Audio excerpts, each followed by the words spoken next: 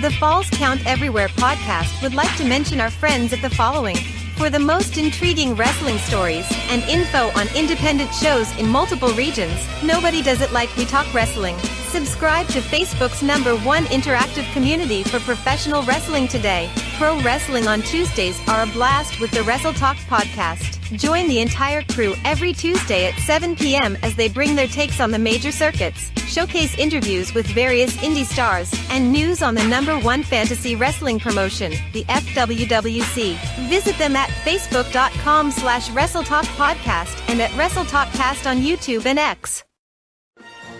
All of us here show appreciation and love to our first responders, military, and volunteers that help our nation as well as protect and serve us every day.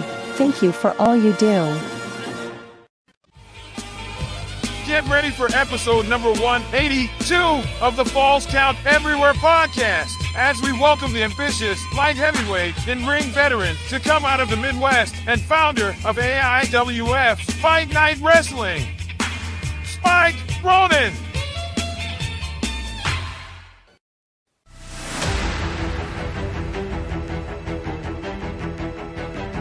Welcome to the Falls Count Everywhere podcast. The show starts in 10, 9, 8, 7, 6, 5, 4, 3, 2, 1. Go!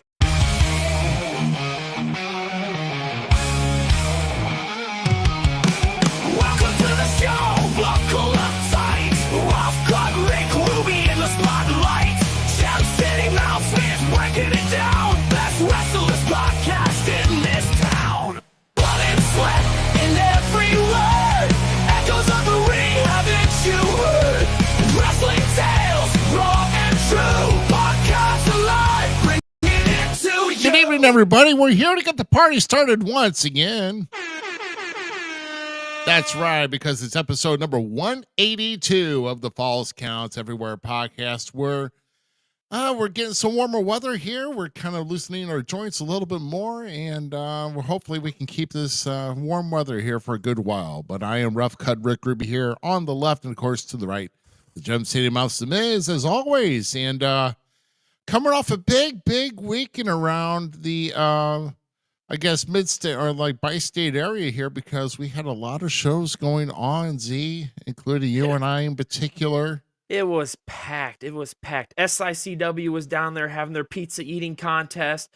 ACW was over there beating and knocking dudes' heads off. IEW was crazy last night. CHWA had a good show, I heard. It's awesome to see wrestling thriving within the Midwest. I love it. Congratulations, everybody. Keep up the good work. Yeah. So, I mean, I guess we can go into a little bit of updates here, and I guess I've not been lazy with the core. It's been the same it was last week, so I guess you kind of know what happens when I don't change. When I say if I'm going to get new hardware, I would update it. Yeah, I'm not seeing no extra gold up there, Ruby. What happened? Well, I got a story for that, kind of.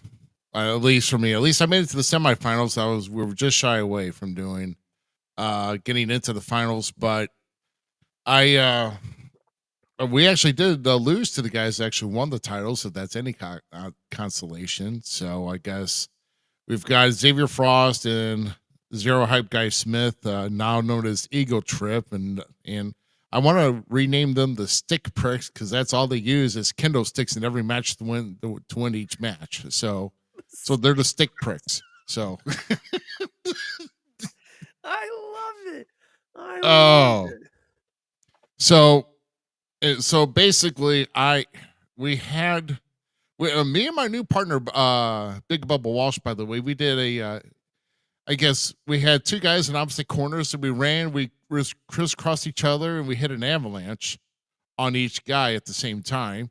And then I had an idea if I wanted to do like a full charging spear while someone was in the corner. So I had Bubba whip me in. Well, Guy Smith moved out of the way, and I hit the post. I passed the turnbuckles. I hit the post so hard that I flew from the ropes. I didn't catch the ring at all, and I hit to the outside back first on the tile floor. So Nice I job. was down for about a couple minutes before I could get back up, but I had a lot of people apparently concerned because when I finally pulled myself up with the help of the bottom rope, everybody gave me a standing ovation. So I had no idea. I guess people thought I was going to walk out of there, but I did have to take some back and muscle relaxing medicine last night before I hit the bed. And trust me, if I did not, I'd be walking even slower than I'm walking around today, which I am not even. It's nothing to brag about, but I'm getting around. I'm getting around. So, but anyway, that's pretty much what I've got going on. The whole classy encounters with IEW. I'm sure. So the biggest news out of there is, for one, Eagle Eye is now officially the number one contender for the Illinois Elite World Heavyweight title, held by our king and our great king of thrash, Justin Poole. But here's the big thing. There's a big fat goof that used to be part of a great faction, but he decided to turn his back on Mr. Poole and them, and that is the undeniable Corey Andrews, that undeniable goof. I can't believe him. I can't believe he would stoop so low to turn his back on the guys that gave him a spot in the company. Man, overall, hell of a show. The Kingdom Boys. If you haven't seen the Kingdom Boys, if anyone hasn't seen the Kingdom Boys, you need to go out there and watch the Kingdom Boys. They are divine in that ring because they are brought to you by the Lord himself. Oh my God, it was amazing. Oh, I was thinking our Savior, Lord and Savior Brock. 100%. No, that's exactly who I'm talking about. The Kingdom Boys was bringing the Jesus to the ring, and they got the W. They are now your number one contenders for the IEW heavy tag team champions. My bad. I'm still excited. Long night. Number one commentator. Yeah, I gotta get into that role. Got to see Guido sit on the sideline, basically not get anything. So it was beautiful. It was just a wonderful night. Yeah, man. Well, I guess I don't know. IWA Productions had a show as well out in Mount Vernon, and so like I said, there was a lot of wrestling around. I saw Sid Holland holding Ricky Cruz's head like this. That's my boy. Keep him down, Sid. Keep him down. Good Lord. But I'll be back in action again in 3 weeks. At least with AEW is concerned. I don't know. Let's see. Isn't IEW going? Is their next show in Highland, Illinois? Yes. Or? Oh crap. What is it? 19. I think it's the 19th of next month. We are in Highland for the next show. Okay. I want to say it's the 19th. I can't remember. When we get flyers, which we probably will get them next week, we'll let you guys know. But we are in Highland. That's fact. No, but here's a flyer that we know that we're at right now. At least we're going to be.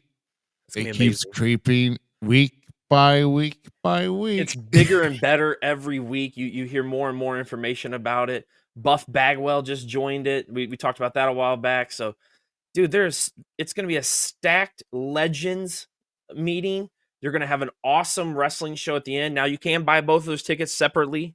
So you can get just the event to get your autographs, all that kind of stuff, get some collectibles done. But I guarantee you, if you do this, you're going to want to buy the tickets for the wrestling show. And if you just buy the tickets for the wrestling show, you missed out on a great opportunity to meet those legends of yesterday to fuel the future. So you need both. You really need both. That's all I'm saying. And of course, there is a bundle price for doing the Fan Fest and the wrestling show on that day. And even an opportunity to possibly get in on a sit-in Q&A with Bill, hosted by Bill Apter, with a couple of the legends on the night before on May 16th. Of course, the Fan Fest on the 17th, which is where we will start our simulcast at noon on the 17th. And of course, also the St. Louis Wrestling Hall of Fame ceremony will be on that night before the wrestling show. So you could get a whole bundle price for the wrestling show and the Hall of Fame, and the Fan Fest, whatever. I mean, there's just a whole bunch of different options, but you want to go to sicw.org to get all your information and where you can buy your tickets for this big event. I mean, we're talking Shane Douglas, Kevin Von Erich, we're talking the Rock and Roll Express, we're talking Nikita Koloff. I mean, we're talking a lot of these guys that are going to be here. And when I get, I mean, I should be getting the graphic here. They just did a new graphic here. And of course, also, hey, here you go. We already got money thrown down. See, you getting in? That rookie keeps trying to throw me into that hat every year now. What? Rookie. You know what? I might have to. I might have to get Froggy for Mr. Herb Simmons in SICW crowd this year. We might have to do something different. And then, of course, you know, we got Warhorse in there as well, that who's going to show up. And Purple Haze, Andrew Anderson's making a return. And he'll be in there as well. So, I mean, there's just, I mean, you never know what to expect with this Fan Fest coming up here. Okay, cool. All right. So, yeah, Skyler. Yep. So, no, I knew we were going to have a 4-man crew. Like I said, we're going to have a 4-man crew. Us here. All the Dirty Heel Austin Cage will be here. GQ will be there as well. So, there's going to be quite a bit going on. With 4 men at the table, man. I think I would got 4 mics. So I mean, and I guess I could get more, but it's going to be kind of a technical. I'm just hoping, like, when we get to the Fan Fest, that I don't get booed out of the building like I was getting booed out of the building last night at IEW. No, well, as long as you wear the false count, as long as you wear that false count everywhere banner and don't be wearing anything that's classy, then you should be. Is this breaking news? Shane Douglas is going to be in the Battle Royale. He's going to be in the Rumble. Oh boy. Oh my God. I'm pumped for that. Yep. That makes me okay. Maybe I do have to get in there and shake it up. One of the greats in Shane Douglas. He could school me. He could school me just like Mr. Andre Chase. Like Mr. Andre Chase. Yeah, he needs to get out of Sad Corbin's gear and put that back on. I mean, dude, I'm not gonna lie. This week I was like 100% like, that's just Sad Corbin rehash. But I'm here for it. Let's see what he can do. I've become a big fan of Andre Chase. The dude is on another level in NXT. Yep. So, yeah. So we're gonna go ahead and get things started here with that with our guest upcoming here. So we're going once again. May 16th, 17th, SICW.org. Make sure you're looking for that website. Get your tickets. So you heard he wants to. Okay. Yeah, so like I said, I mean, there's just going to be a lot happening. And also, guys, make sure you're following at least Mac Davis's page on Facebook at 6 p.m. Central, 7 Eastern. Him and Teddy Long have been going live with the Road Trip After Hours. And so if you get a chance to, I'm going to try it too, because actually I will have a chance to actually zone in and listen this week at 6 p.m. my time. And I will say, hey, why don't you come over and have a little discussion with us? Just don't put us one on one. I'm so ready. The challenge is still out. Us versus Mac and Teddy. Sit down conversation just about wrestling. Like, those two guys have great minds. I love listening to Teddy talk about his experiences in the ring, outside in it, as a ref, as a general manager. The man's done it all, dude. Why would you not listen to these guys for free advice like that? So yeah, After Hours. Yep. I've been waiting to see if he's going to tell Dirty Heel Austin Cage to go one-on-one with The Undertaker this year. So that'd be kind of good. It'd be funny if it was like one-on-one with Big Texan. Yep. So actually what we're going to do here right now is we're going to bring on our featured guest of the evening that we have been advertising. And of course, he's around the Midwest, out of the state of Ohio.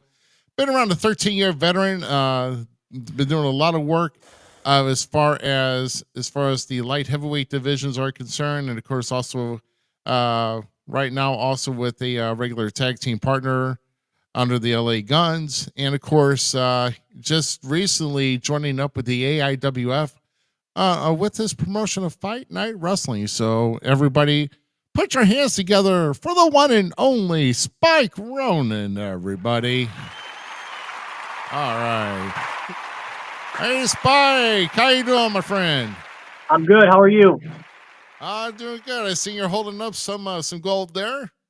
Yeah, that's the RAPW Tag Team Championship. It's me and my tag team partner won for the fifth time on last night, actually.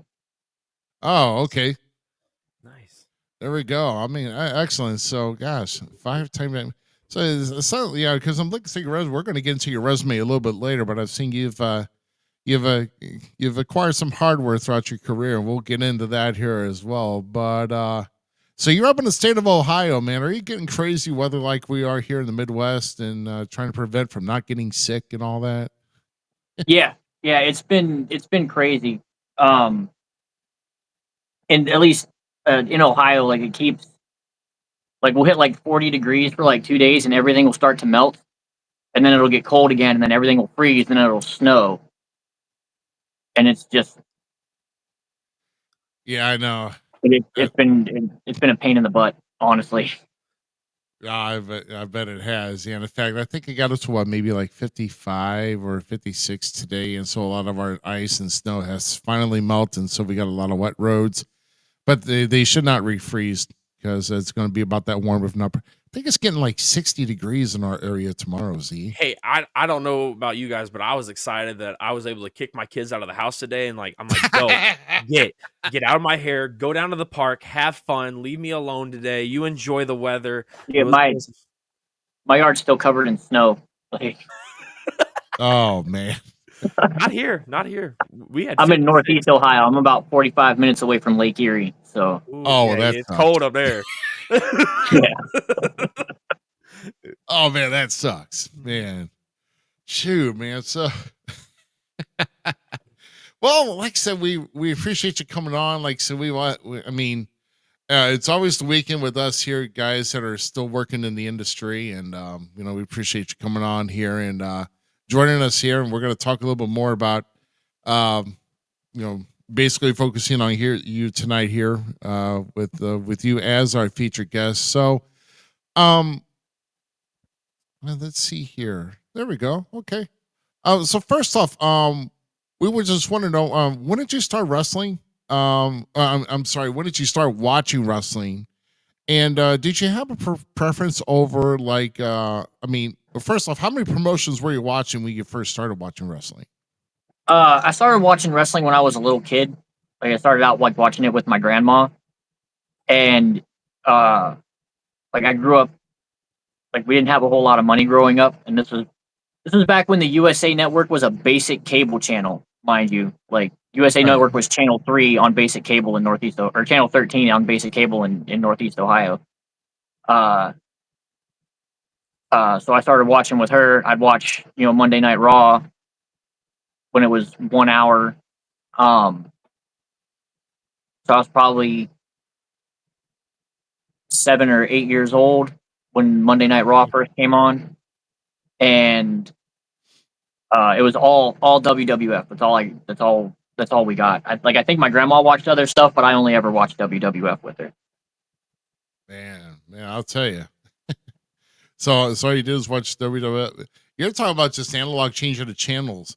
I'm here with around your age when I was like 9 or whatever. I mean, I started watching when I was 8, but then I moved up to 9, and then that's where we got cable into the house. And we had these old boxes where you had like a slider to just slide you had to actually had to walk up to the box and slide to the channel number whatever you want.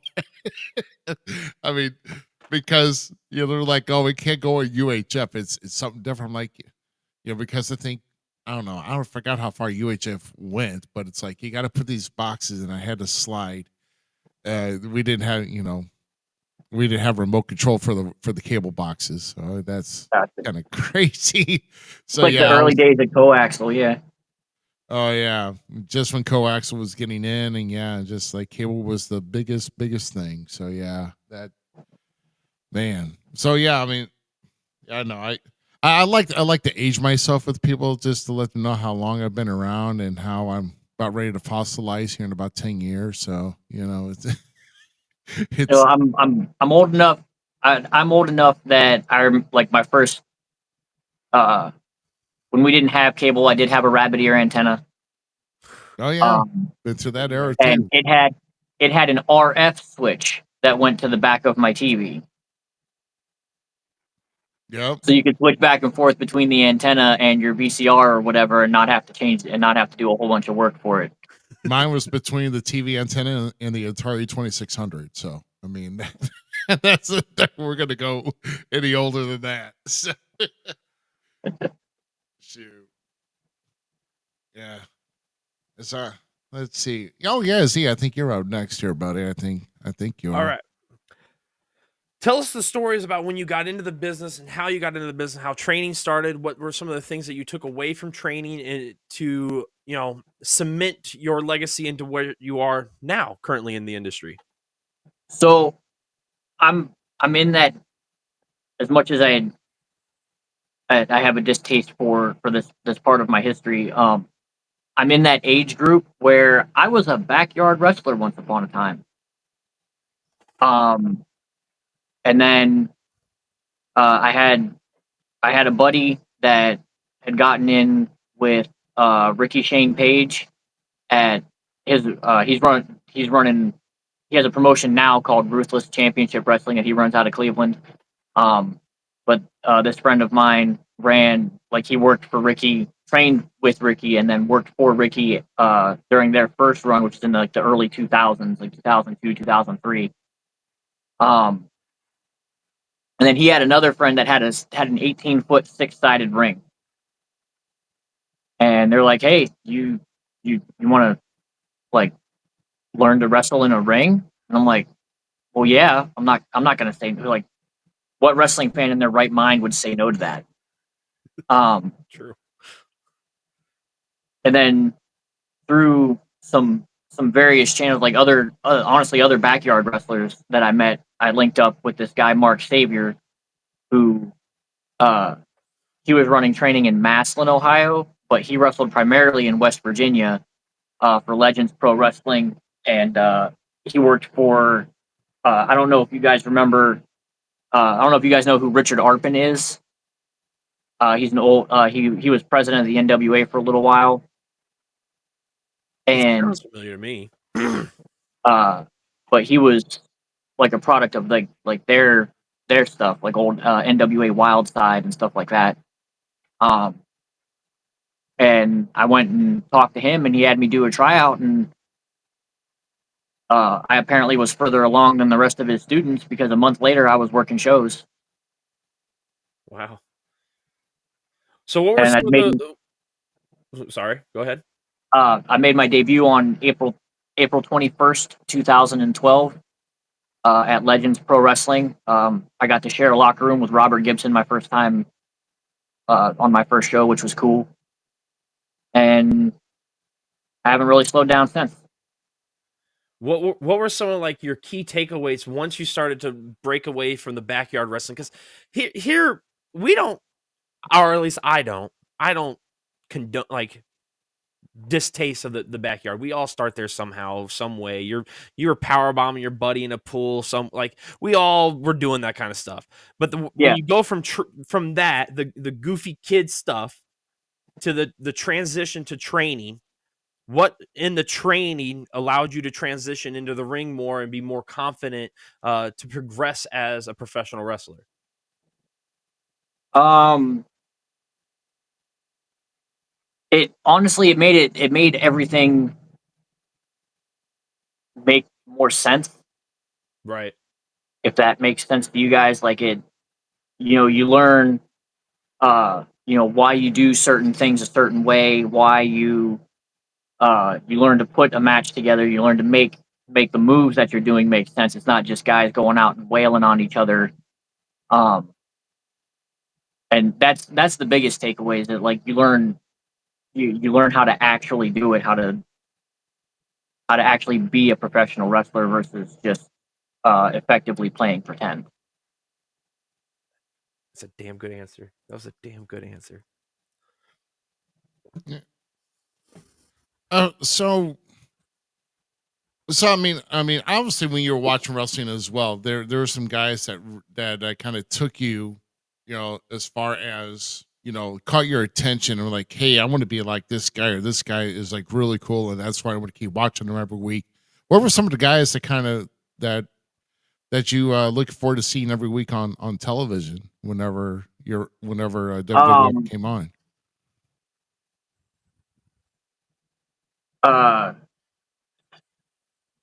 Earliest are Randy Savage and Roddy Piper. All right. Yeah. Like I think part of the reason why I liked Randy Savage is because he he reminded me of my dad. Okay. Fair enough. Is your dad throwing Slim Jims at you? What? No, like my dad was very gruff and very like oh, I'm a guy. Like I don't very like almost like stiff upper lip, you know. But my dad was a biker, and like you see Randy, like if you go back and you watch like old interviews with Randy Savage, like he very much dressed like a biker. He had, you know, he wore he's always wearing like some kind of boot. You never saw him in tennis shoes. He had like the fringe on his shirts and the bandanas and stuff like that, and that's all like the crazy stuff that my dad would do, because it was the 80s and the early 90s. And then Roddy Piper, I always liked that Roddy Piper was a very like no nonsense type of guy. Didn't really yeah, he was a bad guy. He was a heel most of the time, but he was very like straightforward, but he was also incredibly entertaining. So he had like that. There was a little bit of a goofy side to him, like spraying Morton Downey down with the with the fire extinguisher because he was smoking in the ring. And he's very, very outspoken, and I was always taught to speak your mind, like don't let people treat you poorly, stick up for yourself. And that came across, he came across that way to me, and I really liked that. So yeah, I always think that Piper, to me, whenever I first started watching him, because when I first started watching wrestling, he just got separated from the NWA, and Vince signed him on because, like I said, I started watching in '84, and that's when Vince just started. He was given the green light to go in like every territory possible to get all the big guys from each territory and put them into the WWF. And and then Piper being one of them, and I'm like, man, this guy's like really unhinged. It's like with his Piper's Pit, and him smacking Snooker with the coconut and all this other stuff. So I was just kind of Piper was like the first unpredictable guy that I came across. Yeah. So that, and then if that really drew to the army, and of course it's attacking all the faces, and that back in that day, that was natural heat.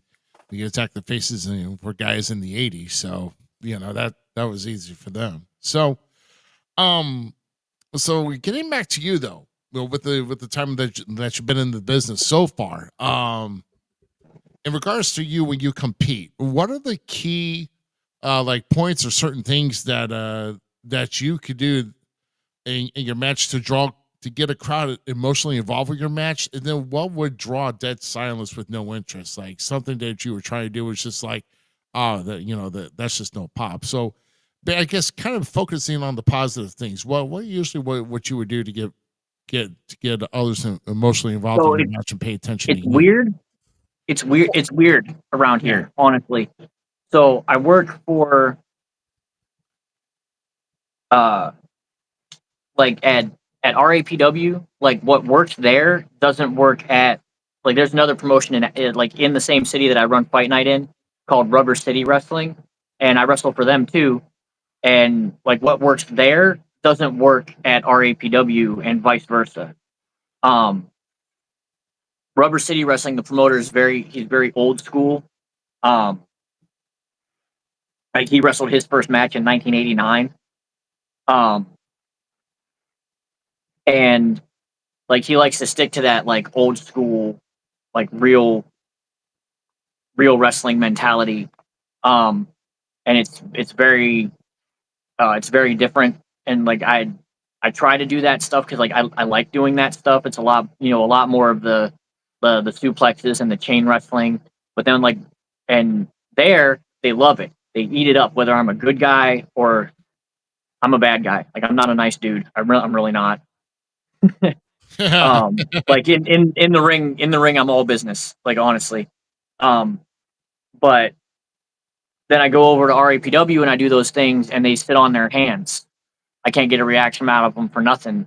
Like honestly, they call themselves wrestling fans, but they're not wrestling fans. They want to see big, high spot, flashy moves. They want to see guys whose move sets consist of a bunch of finishers that they see on TV, and that's not me. Of course, yeah, I get you. Like Right. like I'm and on top of being a professional wrestler, like I am an actual I am an actual martial artist. I am an actual fighter. I do compete in actual combat sports. So when I get in the ring, I do implement some of that. Like I'm gonna kick and punch you, and that's just the way that it's gonna be. And people don't like that.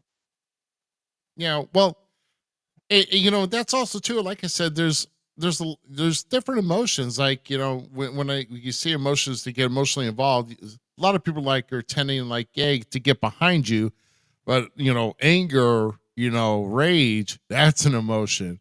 That's Yeah. to get the guy to really hate you or whatever. And, it's just the thing is that whenever a crowd comes to you, I mean, you've got to try to get them. Like I said, I always urge to work the crowd. They're there for a reason, and they're not out there to do.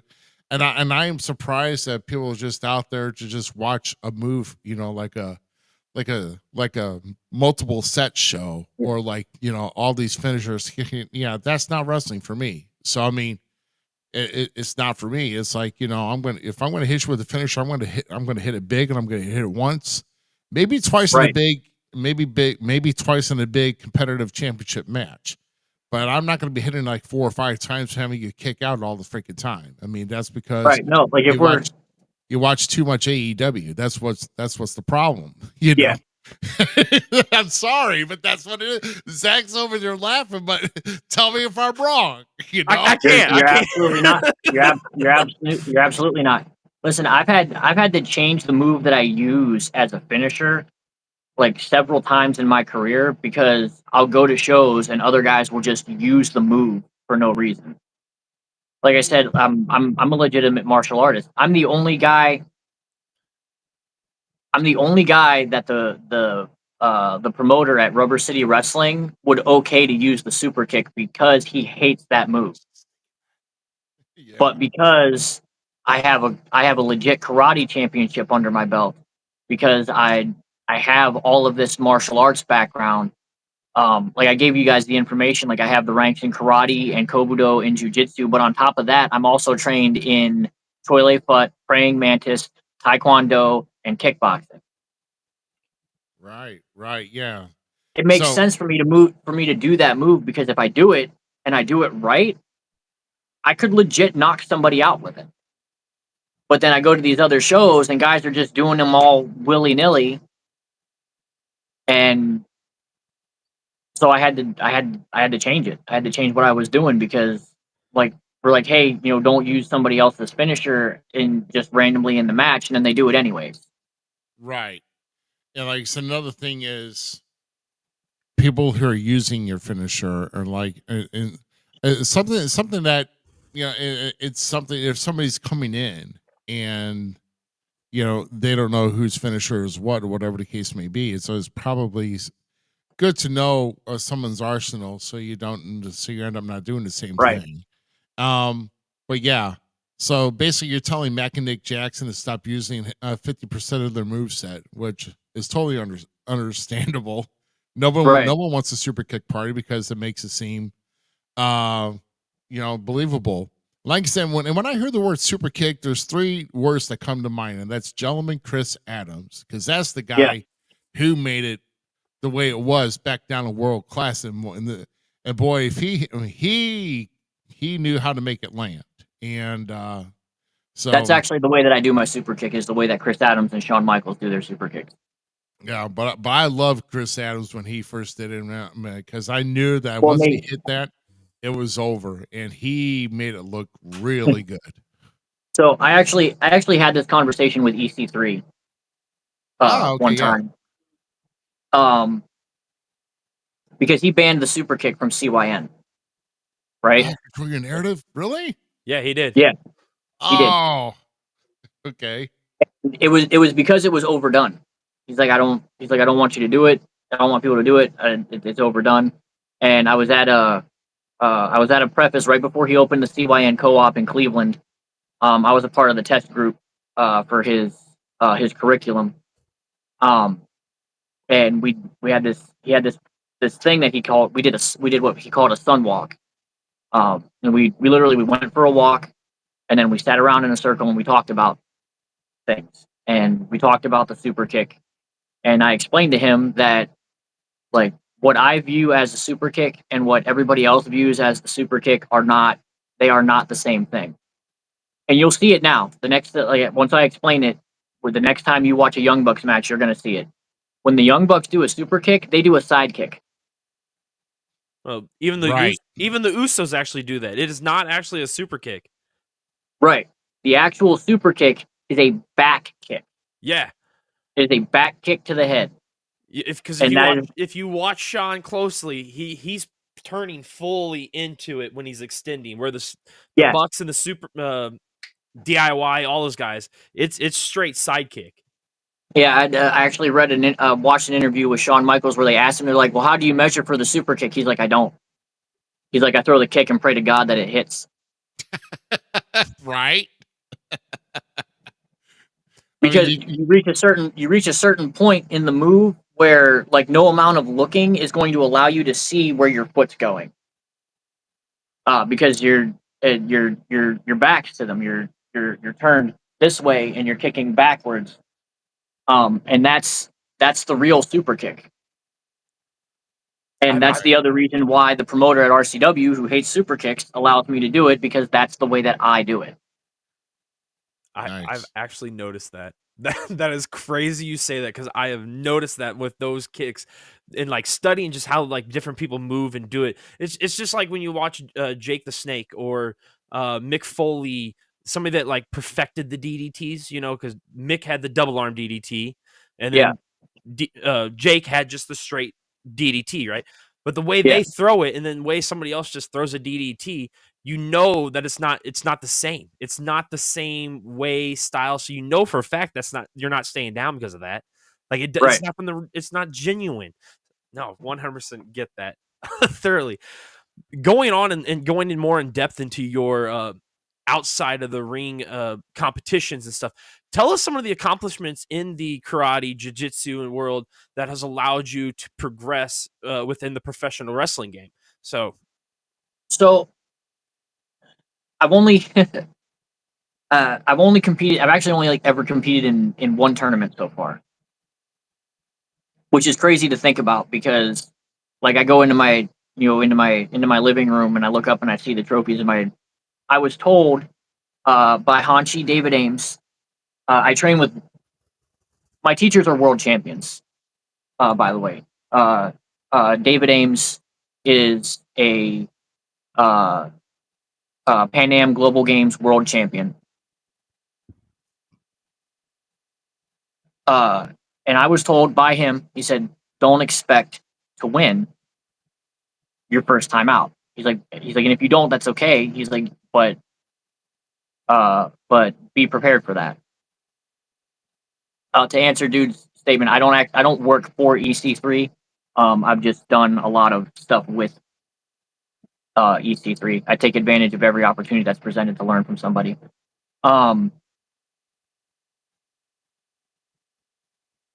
The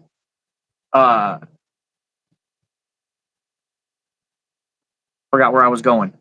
So right. I train with legit world champions, and then I went out for this tournament my first time, and I told Hanshi Ames, I said, listen, I can't go into a tournament thinking that I'm not going to win, because the moment that you go, oh, I'm not gonna win, you've already lost. Right. And that's something I took away from my high school wrestling background. I was always told by my coaches, like, don't go in thinking that you're going to win or that you're going to lose, because if you think that you're going to lose, then you are going to lose. So I didn't. I went into the tournament and I gave everything that I had. I competed in 3 categories my first time out in men's intermediate. I took second place in 2 of those categories, and I took first place in the third. Nice. Excellent. What is the difference? Give us some of the differences and the similarities in both of those disciplines, not only being a professional wrestling and honing that craft, but then to switch gears. And I wouldn't say go into what is more of a tasking sport, but something that, you know, has a little bit different of an edge to it. What's the difference and what's some of the similarities that some people could find in both of those sports to gain a better understanding how they can merge into one? Okay, so I tell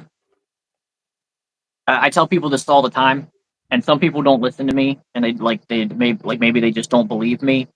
But there's a lot more martial arts in professional wrestling than you could ever possibly imagine. And I figured that out very early on. Like uh there's a kata that I learned, and I can't remember which one it is off the top of my head, but there's a motion where you reach up like this and you grab and you spin around. And Hanchi Ames, it was me and my best friend Chris, which is he's Hanchi Ames' son. We're learning this kata, and like as we did that motion, he's like, Hanchi Ames said, "Stop." He's like, "Now what is that?" And I'm like, your first instinct is like, if it's grabbing, you're thinking like, oh, you grab the gi and you yank him around to the other side, and that's what Chris said. And he's like, "No, that's not it." And like I kept going like this, and I'm like, this kata has a snapmare in it. You grab the dude and you flip him over onto his back. I'm like, that's a snapmare.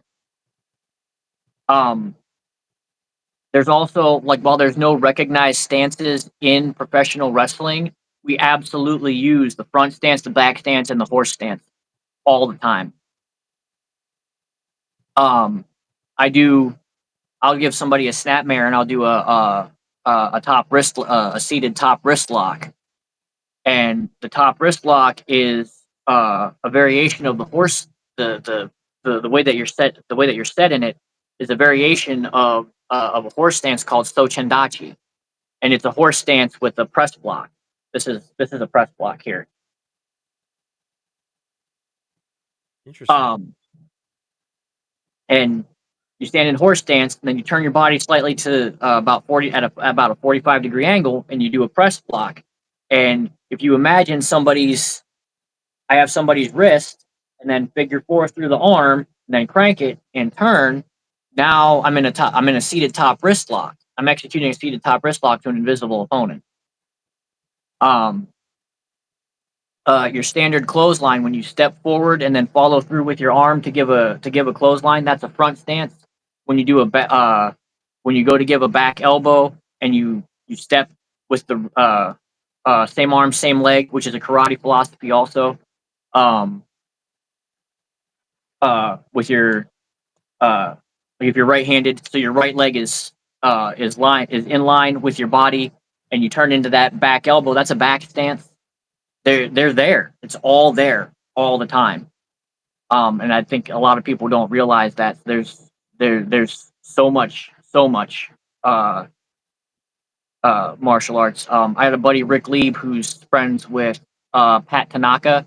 Pat Tanaka teaches judo outside of professional wrestling, and Rick told Pat that he wanted to come and take one of his judo classes, and Pat said, "Why? You're a professional wrestler. You already know how to do judo."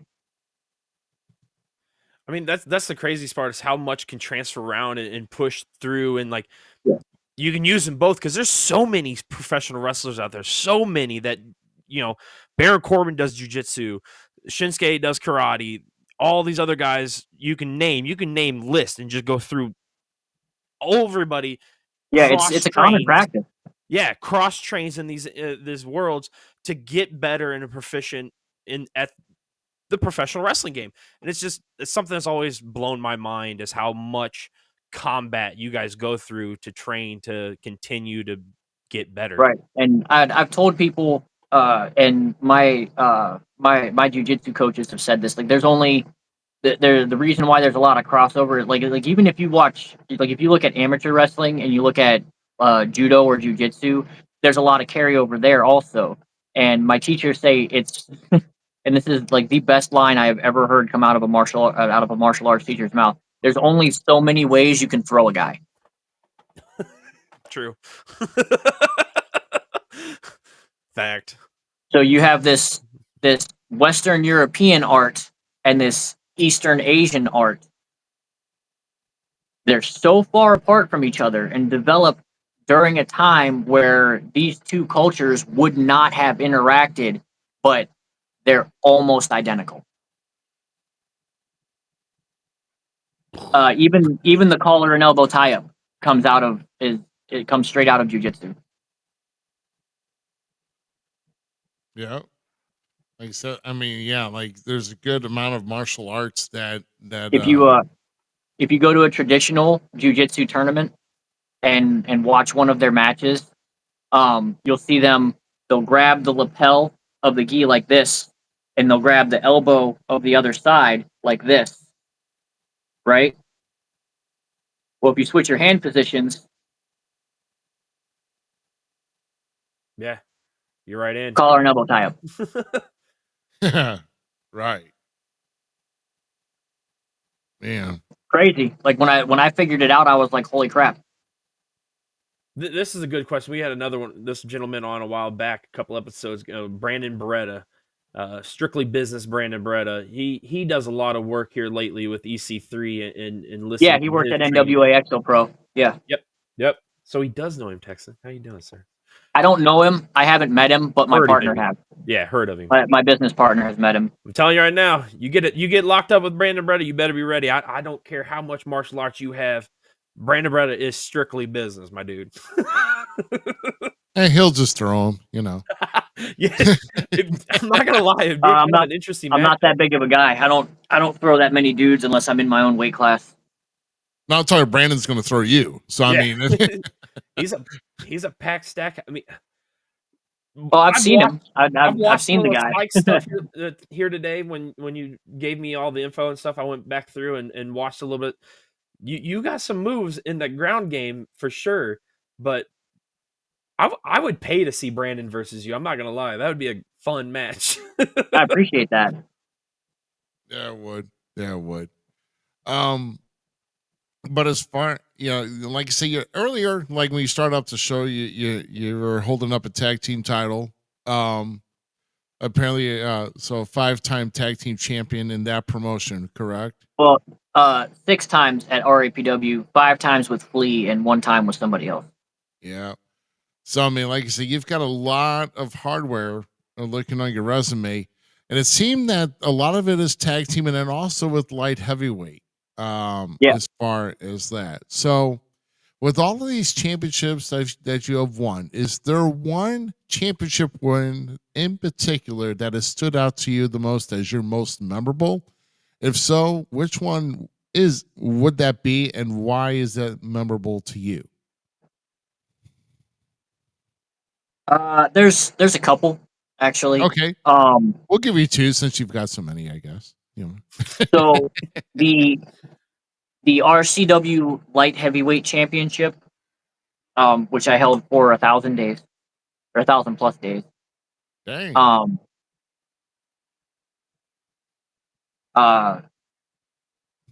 When I challenged for that title, I challenged another wrestler from this area named Die Hard the Hunter, and the reason why that sticks out to me is because before Die Hard the Hunter was a professional wrestler, and he's a military veteran. And before he was in the military, he actually trained in martial arts here in Akron, under a guy named Hanshi George Anderson. And Hanshi George Anderson was my teacher's teacher. Interesting. So Die Hard and I were actually trained in the same style of martial arts, and it was really cool to share the ring with somebody that has that same connection and that same respect for combat sports that I did.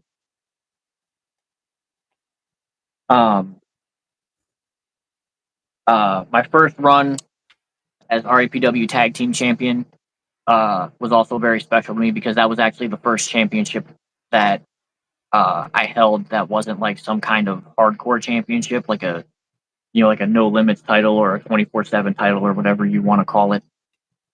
And that was with my current partner Flea, and we had a third guy named Kip Page that was with us at the time. And that was just the LA Guns.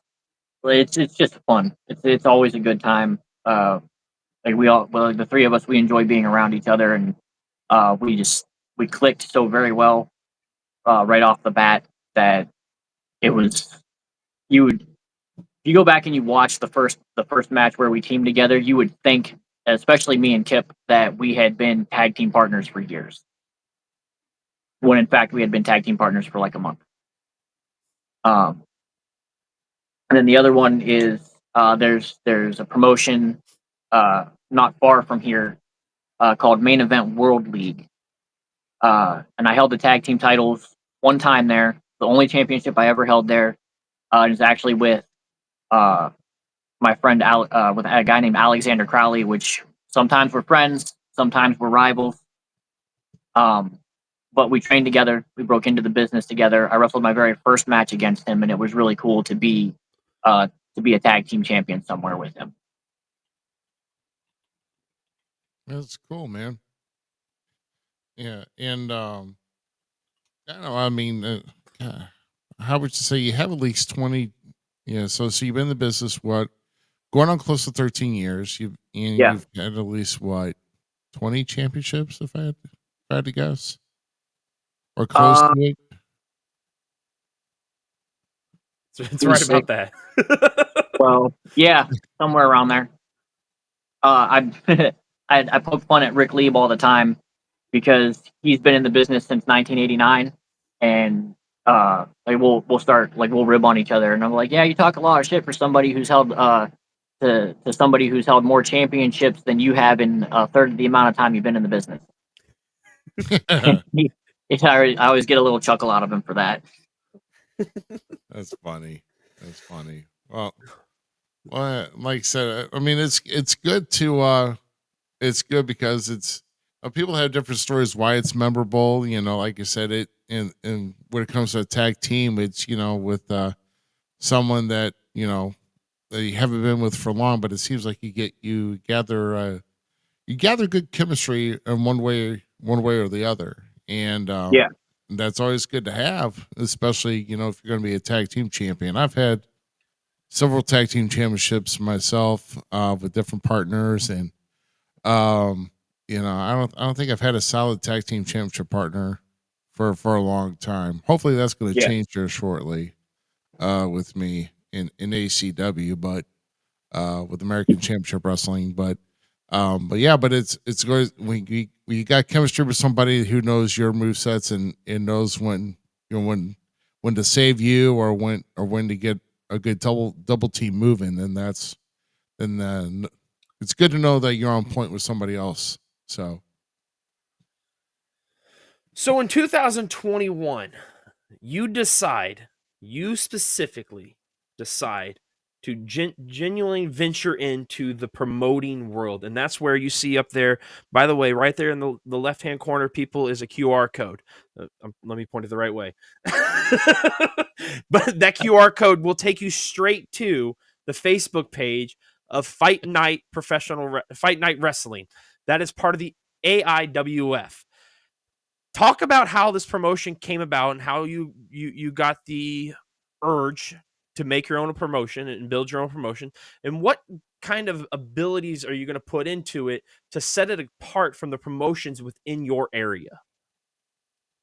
Well, running my own promotion was always the goal. It was always in the plan. Um, in 2021, the opportunity presented itself well before I thought that it would, which seems to be the story of my life. Um, and I took it. A buddy of mine, another promoter in Cleveland that I used to work for, named Chuck Jackson. He came to me and he said, "Hey, I'm putting on these. I'm gonna do. I'm gonna do a festival show for the 4th of July with like a couple of different promotions." And he wanted RCW to come up and run and do theirs. And I'm like, all right, cool. I'm like, yeah, we can do that. And he's like, well, Rick's gonna have you do the booking for the RCW portion. And I'm like, all right, cool. I'm like, well, would you be, if I throw in, could I, run like my own show in unison with you guys? And he was okay with it. And so I got a graphics guy to make my logos and stuff for me, and I was off to the races. And we had a little bit of a hiatus after that because getting a building in Akron, Ohio is so hard. Um, so a lot of people try to run here, and there are some former promoters from the area that kind of messed everything up for other guys. Um, Thankfully, the all of us, there's 4 of us uh, that run semi regularly in the Akron area, and hopefully, we're all doing well to repair the damage that was done by other guys that kind of ruined wrestling in Akron for a while. Um, Mm. but what sets me apart is I have a very diversified roster, and that's part of the reason why I pushed real hard for Fight Night to keep being a thing, is because um I've worked for 2 of the other 3 promotions that come into Akron on a regular basis. I've either worked for or worked with them. I've been to shows. I've been to a lot of places. I've seen like everything that everybody does, and you see a lot of the same people all the time. Yeah. As much as I enjoy working for Rubber City Wrestling, and I've told this to their entire management team, I'm like, look, I'm tired of working. I wrestle the same guys all the time, all the time. Like, there's only so many ways you can present Spike Ronin versus Die Hard the Hunter, Spike Ronin versus Alexander Crowley. Like, some of these programs that you're having me work, man. Like, I've been doing these same programs for 12 years. I Give me something different. Present something different. RCW also has a very strict weight class system, and I cannot stand a weight class system. In in uh, in the karate tournaments, when I went into the sparring tournament, there was no weight class. It was, oh, you're over 18, but you're over 18, but you're under this age. Okay, so you're going to compete in the men's division. All right, you're over this rank, but you're under this rank. Okay, so you're going to be in men's intermediate. And that was it. It's like, oh, you're a little guy, so we're going to put you in the light. There's no lightweight division. There's no heavyweight division. The next time I compete in a tournament, I'm probably going to be forced to compete in men's advanced because of the amount of time that I've been in the martial arts community. So I'm going to have to compete against my best friend who weighs 210 pounds. I'm 160 pounds. There's a big gap there. Yeah, for sure. He'll probably mop the mat with me too because he's really good. Um, Yeah. so at Fight Night, you're gonna see no weight classes, none. I don't do that. I have like it's called the Fight Night Wrestling Heavyweight Championship because it says heavyweight on the belt. Actually, here I'll show it to you. Give me a second. Oh yeah. Do, do, do, do, do, do. It's an expensive piece of hardware, so I don't let my guys take it home with me. Ah.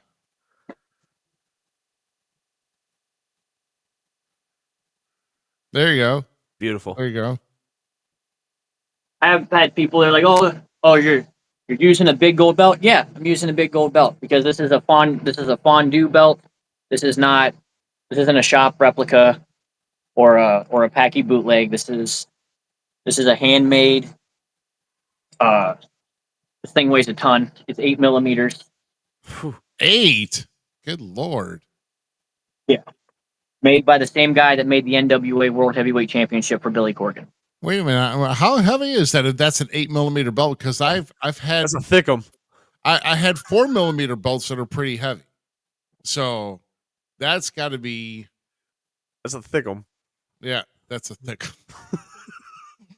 Sounds like a sandwich. Thickum. It's about 15 pounds. I was gonna say it's about 15. God dang. Yeah, that's about right. 15 pounds. Because usually something like that would be like around 8 pounds for a 4 millimeter. So yeah, that sounds about right. 10 pounds of gold. Dang. So we have this one, and we only call it the heavyweight championship because it says heavyweight on the belt.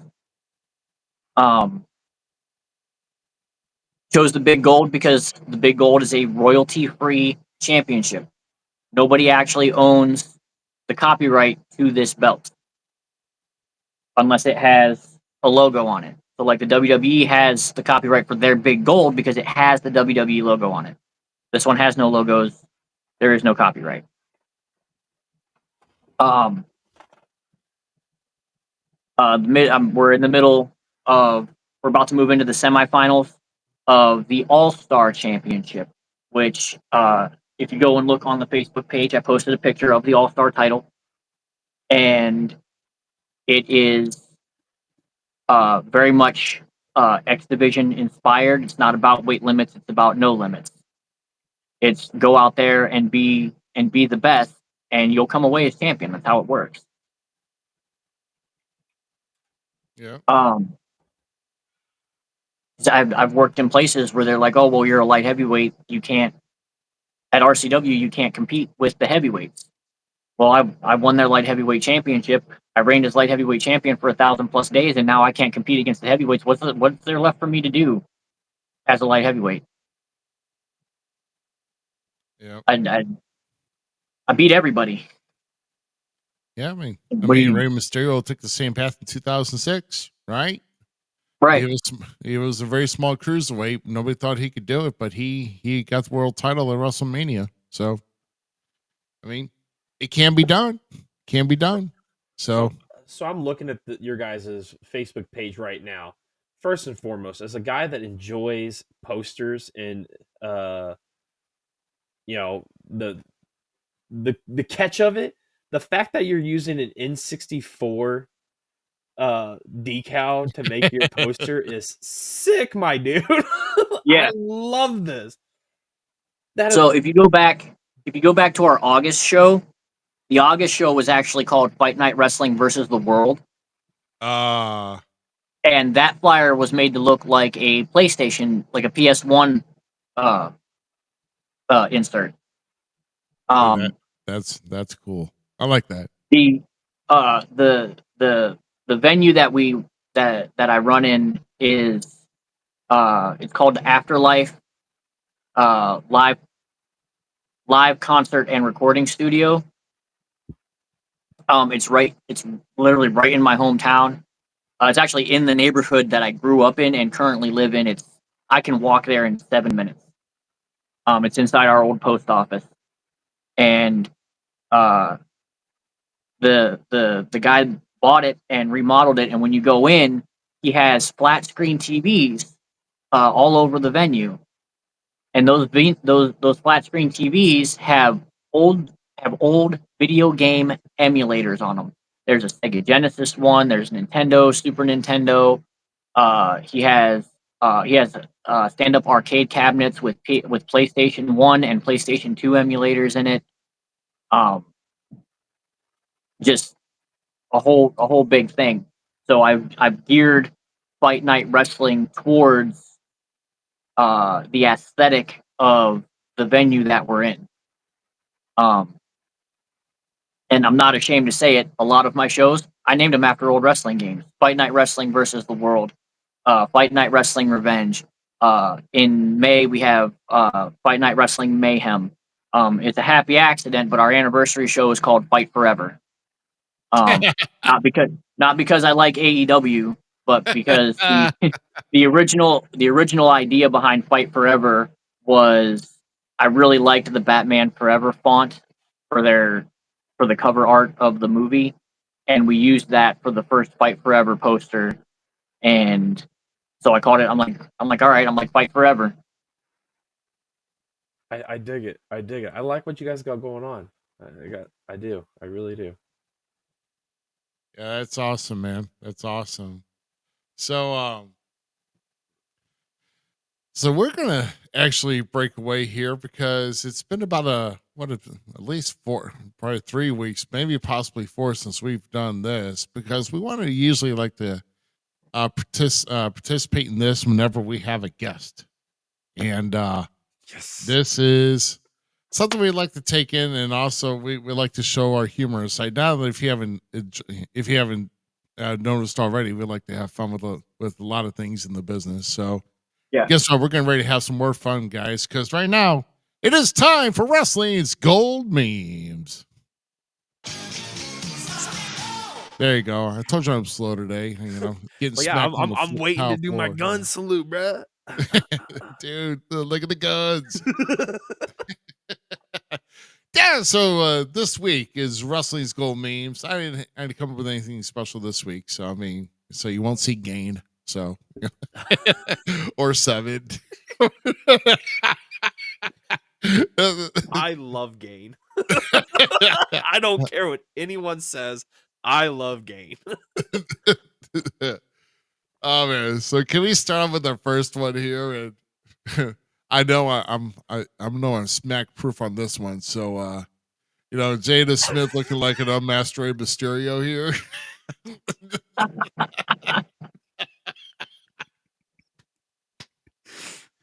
Oh, that's bad.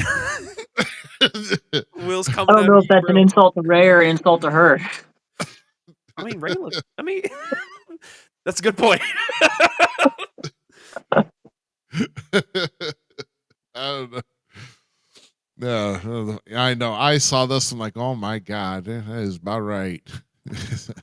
Should we insult the Ray? No one wants to call Ray Jada. So, Right. I dig Ray's shirt though. yeah, I know that shirt is cool. Yeah, for Shirt's sure. How about this next one here, where you're cussing out the manager of a Mexican restaurant, but you don't speak Spanish, so you bring your interpreter. Okay, so for which one's the interpreter?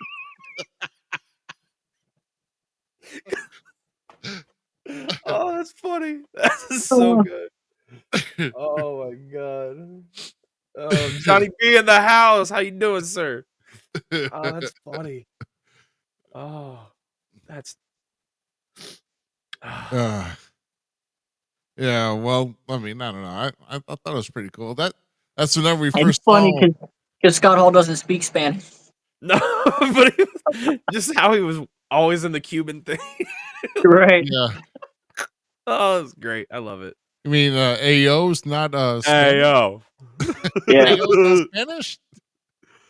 Oh. AO Like, I remember guacamole? that like back in the day when the Razor Ramon character first debuted. Like I legitimately thought that he was Hispanic until like I started learning Spanish and I realized that when Razor Ramon was trying to roll his R's, it just sounded like he was hawking a loogie.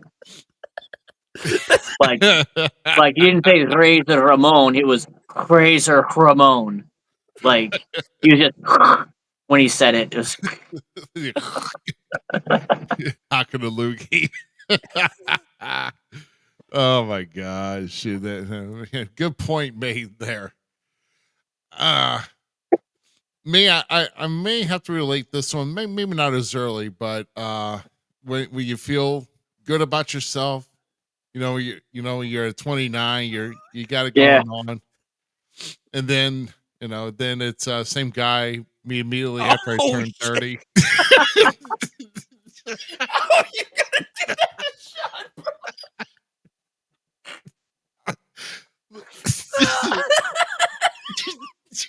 He looks like he got a mug shot. Oh man. he looks hammered. Like he's like, Oh my god.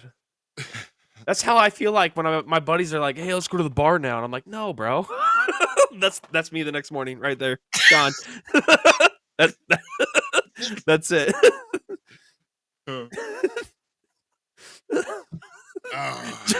So did I. So did I.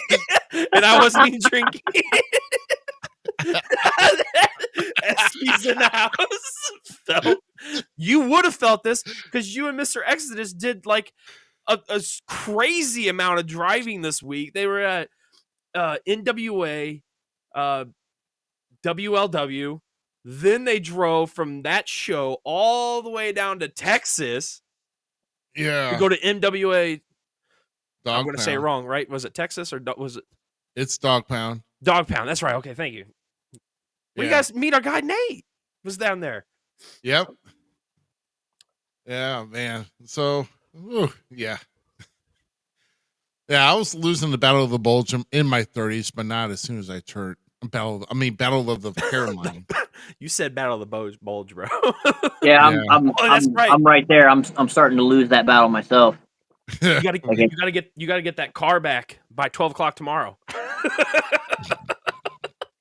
I love you guys. I'm so happy that you guys had an awesome week, and I really am. I cannot wait to see you guys in Highland. I can't wait for the stories.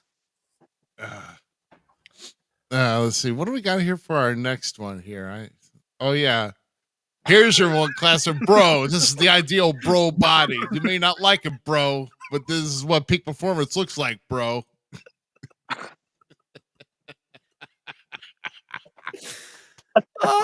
F and Vince Russo, bro.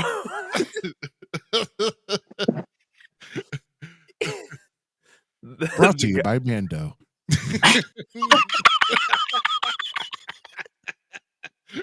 It's the Mando, bro. Oh my gosh.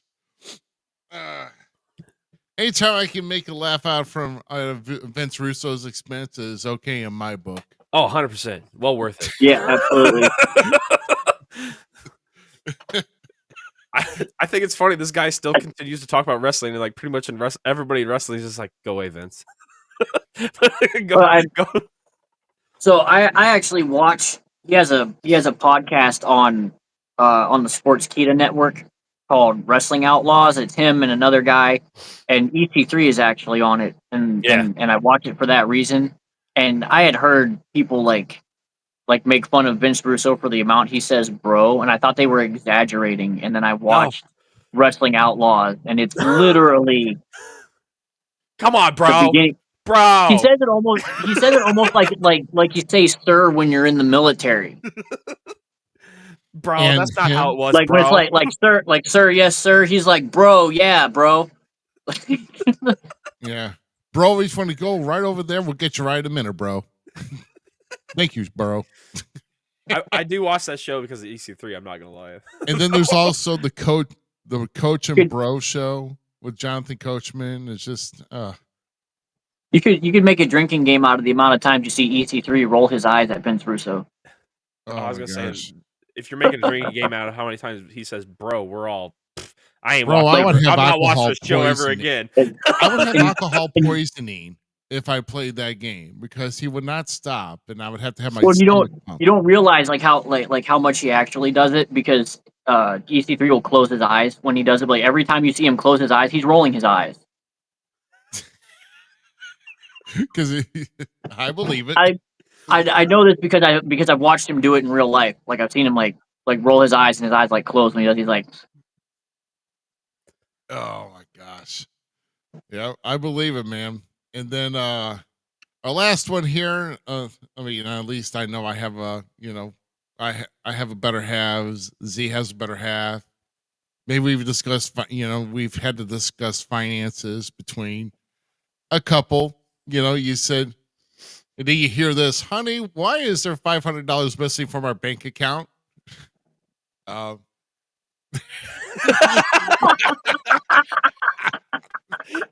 It makes it even better that it's Leo.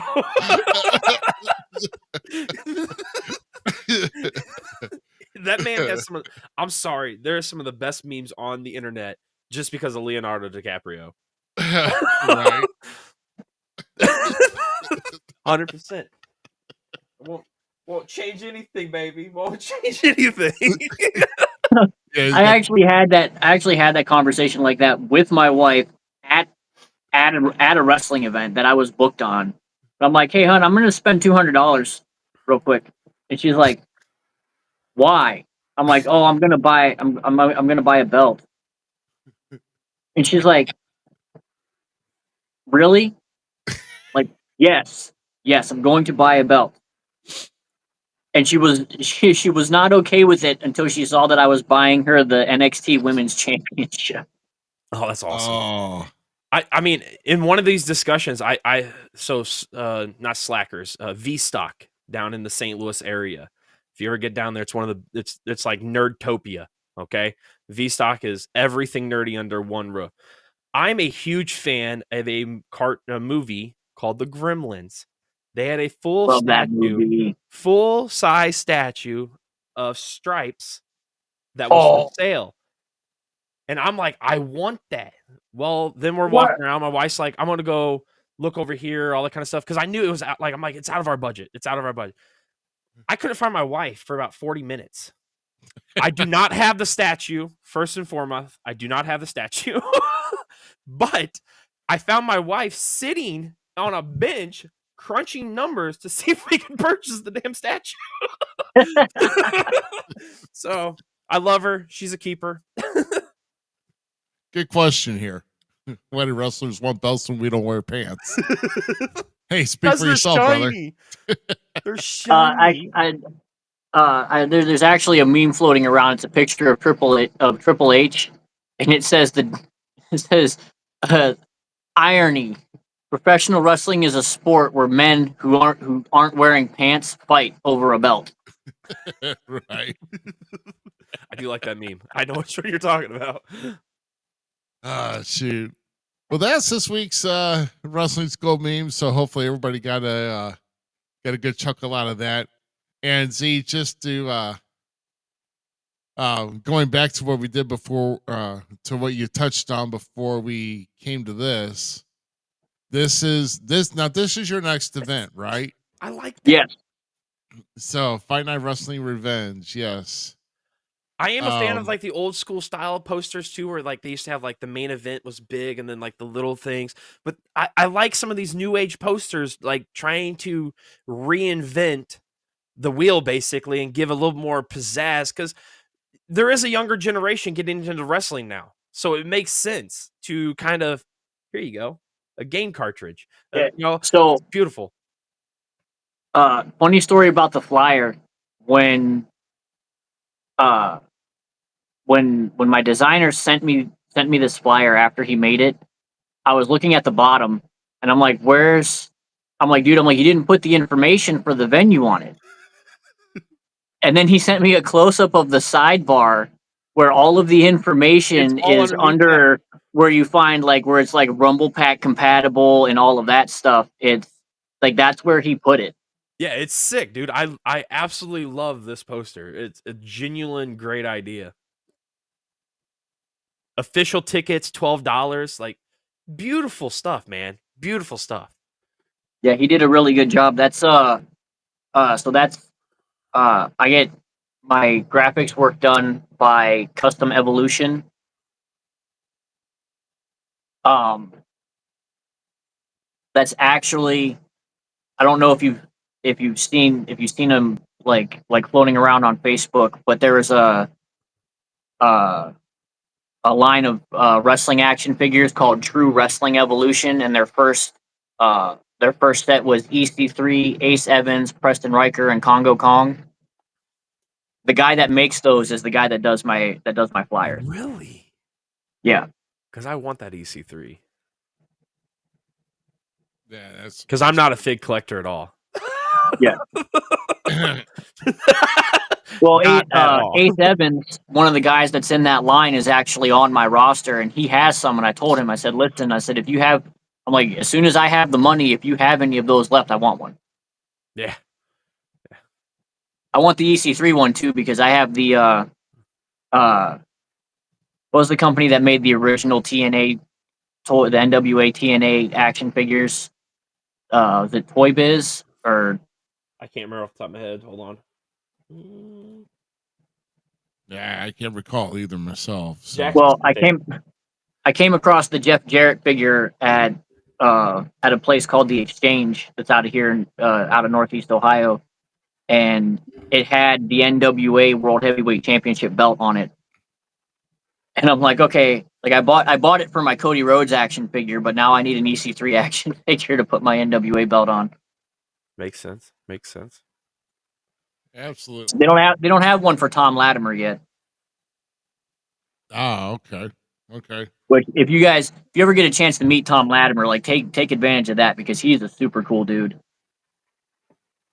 Oh yeah. Yeah, I actually got a chance to meet him in person one time. So yeah. Yeah, he's actually a pretty nice guy. So awesome to not yeah, and I think it's been like a couple years ago I met him. So pretty cool dude for sure. So we're gonna go ahead here. So once again, Revenge is March 30th. Yeah. And once again, you guys can just in the top left-hand corner, make sure if you need to go back in the show, make sure you're scanning that QR code or just look for Fight Night Wrestling on Facebook. Make sure you follow and like their page so you can get up to date on everything Fight Night Wrestling. So, Andrew is watching here now. Yeah, good to see you, Andrew. There is that goof that turned his back on class action. I'm gonna say it again. That goof, that undeniable goof. I still love you. Still love you, Andrew. Yeah. So, so I mean, this is going to be for Revenge or anything with your upcoming shows. Like I say, you've got a list of upcoming shows. Like I say, you've got, of course, you've got, Revenge on the 30th, right? Yeah. And How can I share it? and so you got Mayhem. That's May 18th. That's actually the night. Wait, that's a Sunday, isn't it? That's a Sunday. Yeah. Okay. Then you got Fight Forever 2 in July, and then of course, what's this? Fight Night Wrestling and AIWF Saturday Night Slam Masters in August. So Yeah. what is that like? Kind of like a co-promotion? Or you're gonna have some AIWF guys come in, Yeah. to do some. So okay. So the way that's gonna go is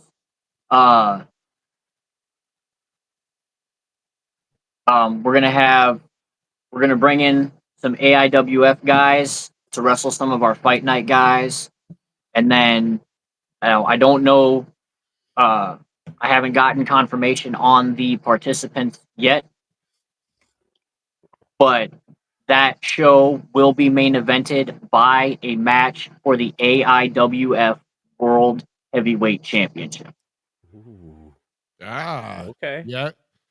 So if Mustang Mike is still champion in August, he will be here in Akron at Afterlife defending the title against honestly whoever they tell me he's defending against because it's their match. Oh, okay. Awesome, man. Yep. So at least, like I said, the AIWF it's been a while around here, but we've actually had the world title circuit at least defended through here. We actually had a Superstars Defender who was the national heavyweight champion for a while. Um, and I think I have to check and see if Night Train Gary Jackson is still the national heavyweight champion. So I don't know. It's been a while. I have to check I'd like I'd like to get the AIWF America's Heavyweight Championship circulated into Ohio. I think that would be a really cool thing to have. Um, Yeah. I have a special reason for that, and actually, I haven't told Matt. Matt doesn't know about this yet. I haven't told him this little detail. Um, the AIWF America's Heavyweight Championship was once held by a guy named Francisco Ciazzo out of he was out of Florida. He's a good friend of mine. A good friend of mine. One of my dearest friends in the business is the Full Impact Pro World Heavyweight Champion August Artois, and he was trained by Francisco Ciazzo.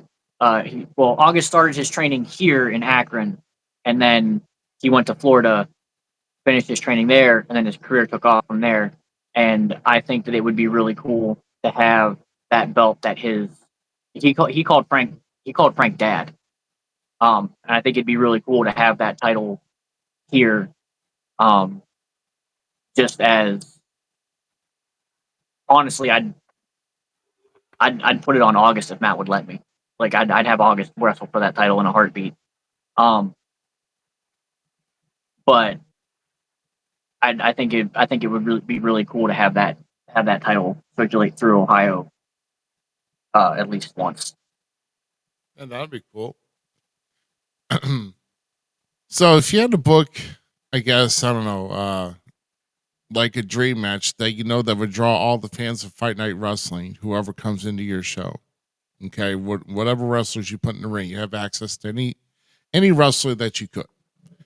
What match would it be? Who would be in that match, and like, would it be a certain type of match, like any type of special? Like, would it be like a 2 out of 3 falls? Would it be like a steel cage? I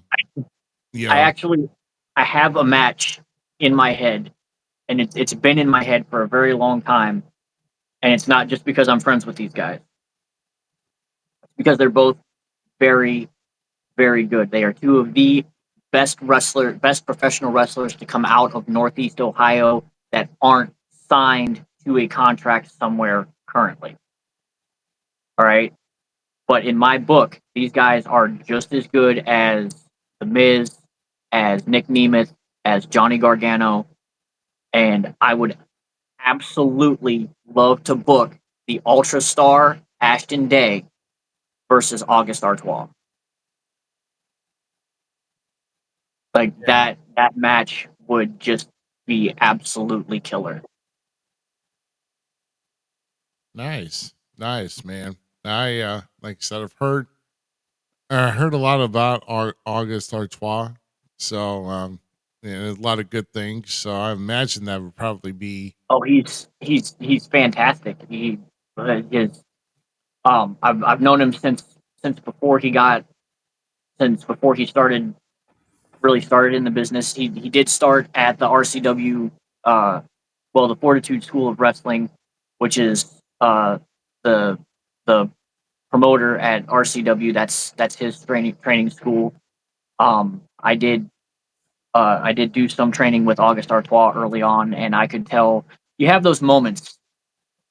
Like even from a fan standpoint, like you know that you're seeing somebody special. You know you're seeing somebody that's going to be great. And when he came into that school and stepped into that ring for the first time and did and did just a few drills with me, the way that he talked about the business, the way that you could see it in his eyes, like he was going to do great things, and that's exactly what he's doing. The dude's touring the world. Like every time I turn around, he's adding another country to his list. It's absolutely incredible to see. That's awesome. That is awesome. Yeah, like I said, I know that I know Matt Classic at one point wanted me to try to see if I can get him on. I did. I think I might have reached out to him, but if he ever gets the chance to get He's a on. busy guy. He's a busy guy. Like Yeah, he for sure. he posted on his Facebook page all the time. He's putting the world back in world heavyweight champion. Like Aha. There you go. Yeah. Totally get it, man. But like I said, a guy like that travels a lot, it's kind of hard to kind of get him to stay in one spot for a certain length of time to do yeah, something. So I totally get it. Totally get it, man. So once again, AIWF Fight Night Wrestling, their next show, March 30th. And of course, like I said, that is on a Sunday. So you guys fight on Sundays? Right? yeah, Usually. Okay. I guess it's good that we got you here tonight, right? So I mean, yeah. so Sunday, March 30th, of course, once again, scan that QR code, or you can find Fight Night Wrestling on Facebook. Follow them. Is there anywhere else where people can follow you or follow Fight Night Wrestling through the socials, or any other type of way of finding you guys Yeah, online? we have a YouTube and an Instagram and a TikTok. You can find it all. It's all Fight Night Wrestling. I have my own Facebook, Instagram, TikTok. I don't have Twitter or X or whatever you want to call it, because that place is a cesspool of negativity, and I just don't deal with that. So which one? X or Twitter or whatever it is. Oh, I've never seen anything good come from it, and I've seen people like they'll try to promote their wrestling show on that platform, and the flyer, the post will get taken down because they're like, oh, it's promoting violence. Well, no crap, it's a professional wrestling show. Sure, those guys are not sure they can come over from Facebook to kind of cancel you guys. Right. You think with Elon taking control of everything, you think that they would have done a little bit more leeway with that. But I don't know if it's changed since then, but honestly, I'm too busy to find out. I get you, man. I get you.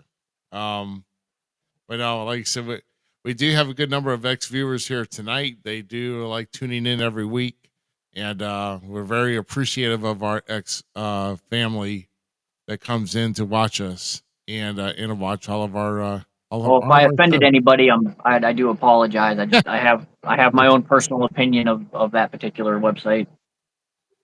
Yeah. Well, I mean, things do happen, and there's reasons for it. So we, like I said, hey, I didn't have X for a while too because of all the craziness, but Yeah, I was able to. I mean, NWA Power is airing on X now, and like I can't even watch it. And I love NWA. I really do. Wow.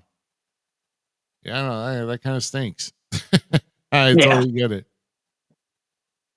I totally get it. So, yeah, well, like I said, man, we appreciate you coming on here tonight. Once again, as our featured guest. We took the idea of trying to get you on here, and finally we got a chance to have you on.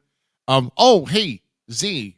Yes. Well, before we go, I mean, you were noticing something before we went on the air, because our beloved Gem City Mouth here is the big nerdaholic when it comes to action figures, when it comes to cartoons, when it comes to whatever the case may be. But something lit up his eyes. To Mr. Ronin's collection behind him. So if you notice, and you can see in the background of Mr. Ronin's collection here, you see all that? That is Power Rangers. That is Power Rangers. And this man, for the first time, has given me a legit reason for somebody to be a fan of Tommy Oliver. And I thank you for that. And that is because when he moved, he was the new kid. He found Power Rangers, and they were all martial artists. He was a martial artist. And tell us how maybe your nerdism has inspired you in the world of professional wrestling. Because one of my favorite things is the fact that, like, John Cena, perfect example. We have all, I think, unanimously, the nerd community has put John Cena as a Super Saiyan. I believe that. I really do. Tell us like how maybe some of the inspiration for your character, your development of who you are as a persona in professional wrestling maybe came from the nerd world, because you have an amazing collection of Power Rangers back there, brother. Like an amazing. I'm a Fig guy, so that is a stellar collection. Oh, that's not even all of it. I have a whole other like set of shelves on the other side of my camera here that have uh it has like my pop figures and a whole other set of like the Power Rangers Zords and stuff. Um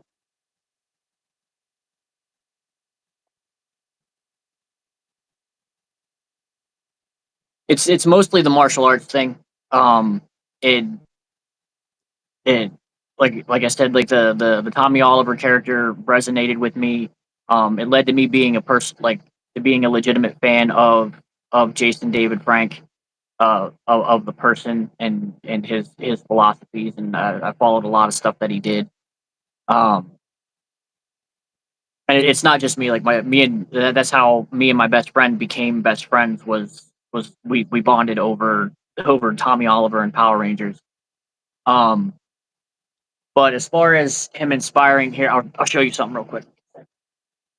All right. Please, because I love Hey. these stories. I love these Uh-oh. full gear. Look at this. This Oh my! Look at I that. love it, dude. That's good stuff. kick pad covers. Love it. This is the piece. This is the part that everybody loves. This is the big thing. This is the best. This is my an entrance vest. I love the when wrestlers choose to take a little piece of them, their little haven of life, be it cartoons or movie inspired, and put it into the wrestling gear. This is sick, bro. This is actually the kanji for Spike. Oh, nice. In place of the White Ranger's power coin on the shield. Um,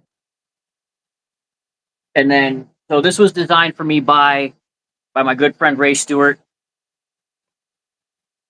Nice. Love it. And made for me by a place called Attic Wrestling Customs.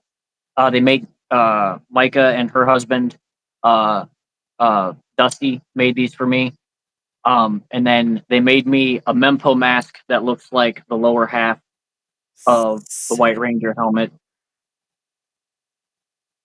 So when it comes to like the Power Ranger world, I'm an SBD guy. Like I told you, I'm 100% SBD is my favorite outside of the OG, because I think the OG doesn't get touched. Like when it comes to like things that have multiple iterations of it, Yeah, the original is of course the best. Like it's not questioned. Why are we questioning it? There wouldn't be other iterations of it if the first one wasn't the best. So out right. of the first one, what is your favorite season of Power Rangers?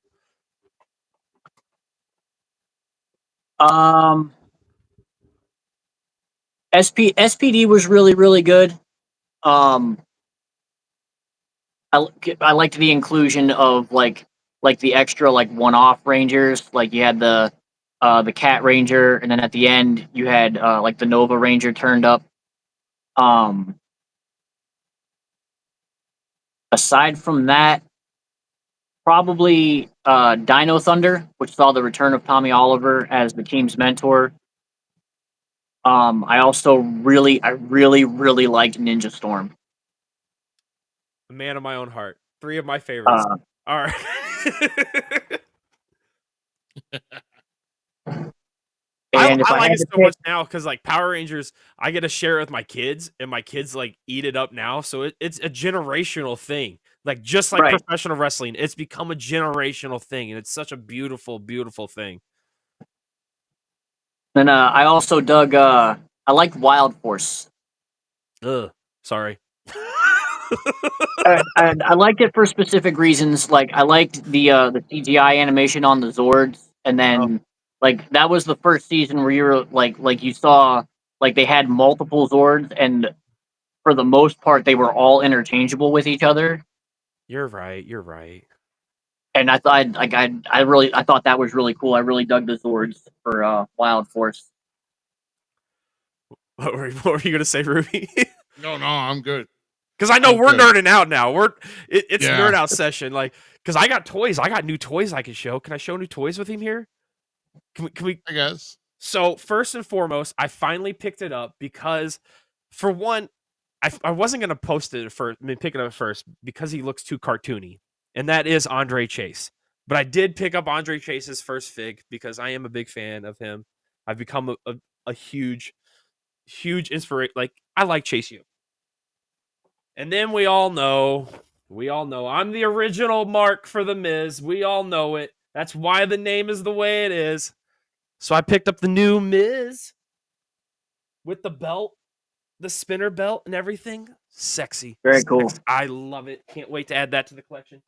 But here it is. This is the one right here.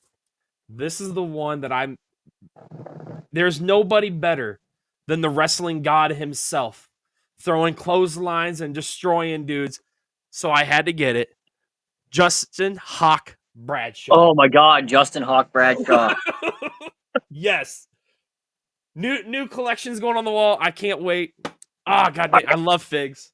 All right, I'll share this my most recent acquisitions because we talked about the martial arts and everything. So quick background. You guys are familiar with the Karate Kid franchise? Yes, I am. Yeah. All right. So the kata that Daniel LaRusso does in the Karate Kid stories is called Sanshen, Okay. and he learned Sanshen from a black belt from Cleveland, Ohio, named Lee Phillips. Lee Phillips was a student of Hanshi George Anderson. He trained with my teacher under George. They got their black belts at the same time. Because of that, I'm a huge fan of Karate Kid. I was a huge fan of Cobra Kai, and then Oh, that is beautiful. I have 4 of the 5 Cobra Kai Power Rangers figures. The only one I don't have is the putty in the Cobra Kai skeleton costumes. But I have Daniel and Sam, and then Johnny Lawrence and Miguel Diaz. Well, you keep nerding out, man. It was a pleasure to meet you, Spike. This has been a fun night, my dude. Heck yeah. But yeah, man. I'm really glad I could do it.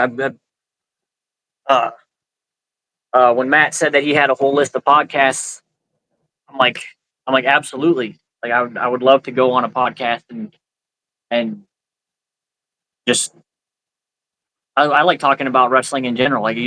Like honestly, we could stay on here for hours and talk about wrestling and Power Rangers and karate till the wee hours of the night. I've done it. We have too. Have you met Herb Simmons? Oh gosh.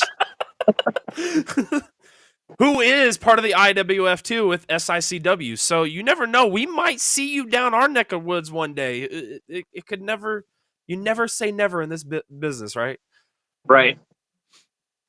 Yeah, man. You just never know, man. And yeah, and as far as some layer crossovers, between all figures, we're coming here to talk about wrestling, then it diversifies off to, oh, we have wrestling figures. Oh, speaking of figures, and then speaking of movies.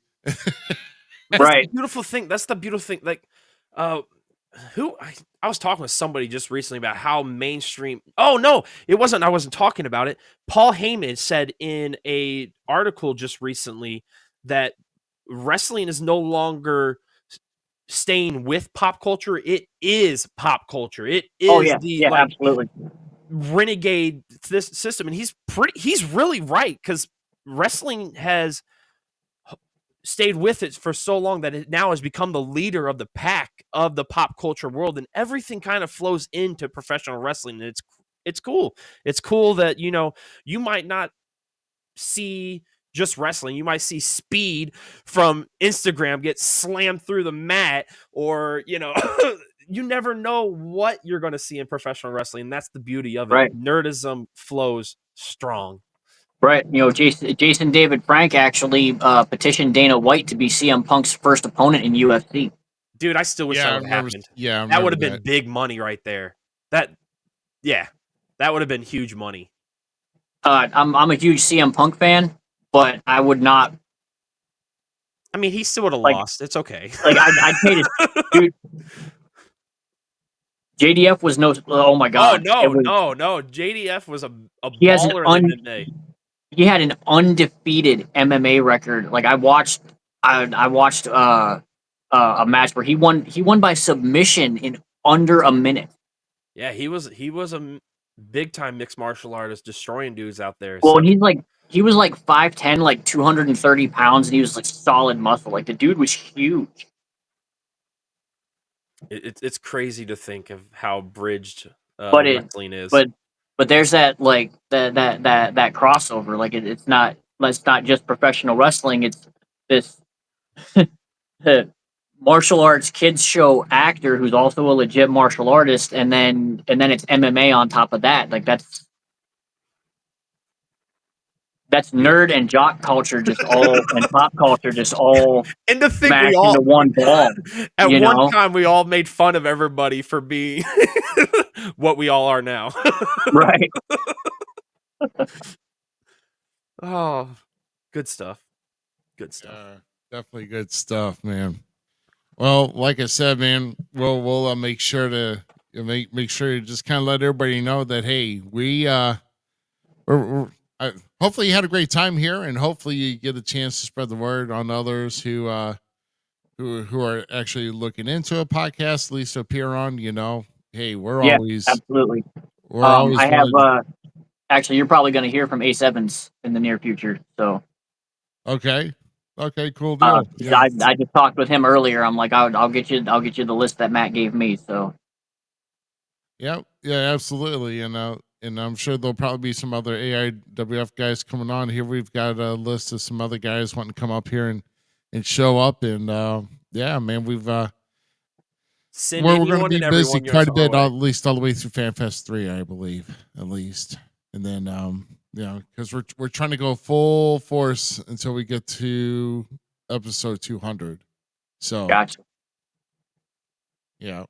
So, man, yeah. But no, man, we appreciate you coming on, man. And Spike, it's been a pleasure, my friend. And I appreciate you having me. And if you're watching and you're listening, like, come check us out on YouTube, Facebook, Instagram, Twitter, because it's not just sports entertainment; it's FN wrestling. There you go, Spike, man.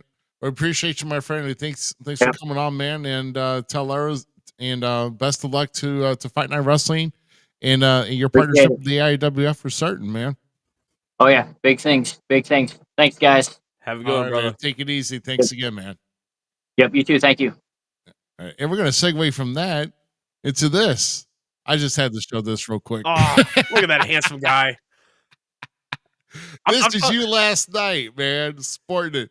Hey, we're shirt twins and different destinations. Which I will say though, we did sell a False Count Everywhere shirt at ACW last night. So, yay! And actually, it's guy's a big fan of me. So big cool. Thanks to the Morningstar Brax for letting me wear his shades. Because holy shit, do I look good there? Do I look good? Dude, man, you're straight styling. Thanks to the wife for taking that photo too. Yeah. Yeah, no, I had to throw this in here, man. So it's yeah, so I love being behind a commentary table, man. It is so much fun, and I truly believe Guido and I were on fire last night. Everything just clicked. I mean, it was just popping, and I was feeling it, and I got booed out of that building. It was beautiful. Yeah, everything was popping because you're number one, and Guido was your number two. That's right, like it's supposed to be. God dang! Finally, thanks to Class Action and Mr. Poole himself for recognizing the greatness that my voice brings to any table or microphone. It's wonderful. It's wonderful to be appreciated. Oh man. I mean, Unlike I mean, that goof Corey Andrews.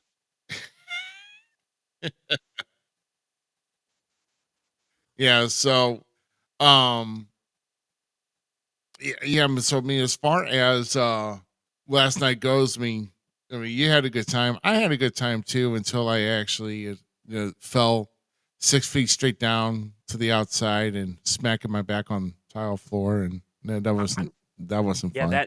that stinks.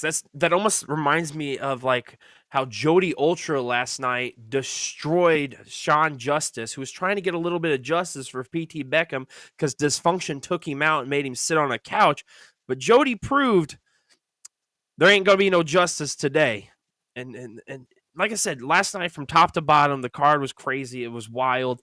I still can't believe this guy right here, still mocking, still trying to poke fun. You had everything handed to you, and then you turned your back on it, my friend. That's all I'm saying. That's all I'm saying. I'm next. You better watch out. You better watch out. I'll make sure in my contract that you can't touch me. Oh man. Yeah. I will say though, if you want to get a better shot of the tag team titles before they were taken by the stick pricks, you can I go to American Championship Wrestling.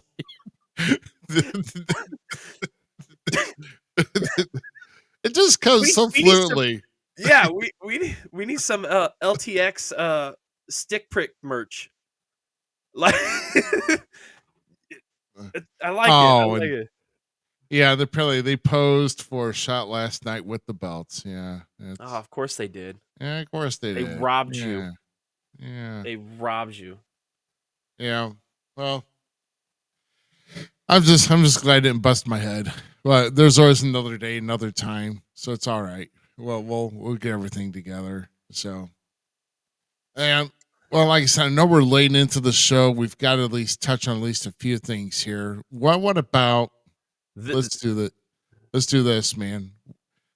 What about this crossover now more with TNA and NXT now? Or NXT, I should say. Moose showing up in the ring with Obafemi, and let's just say these two are going to be going toe to toe sooner than later.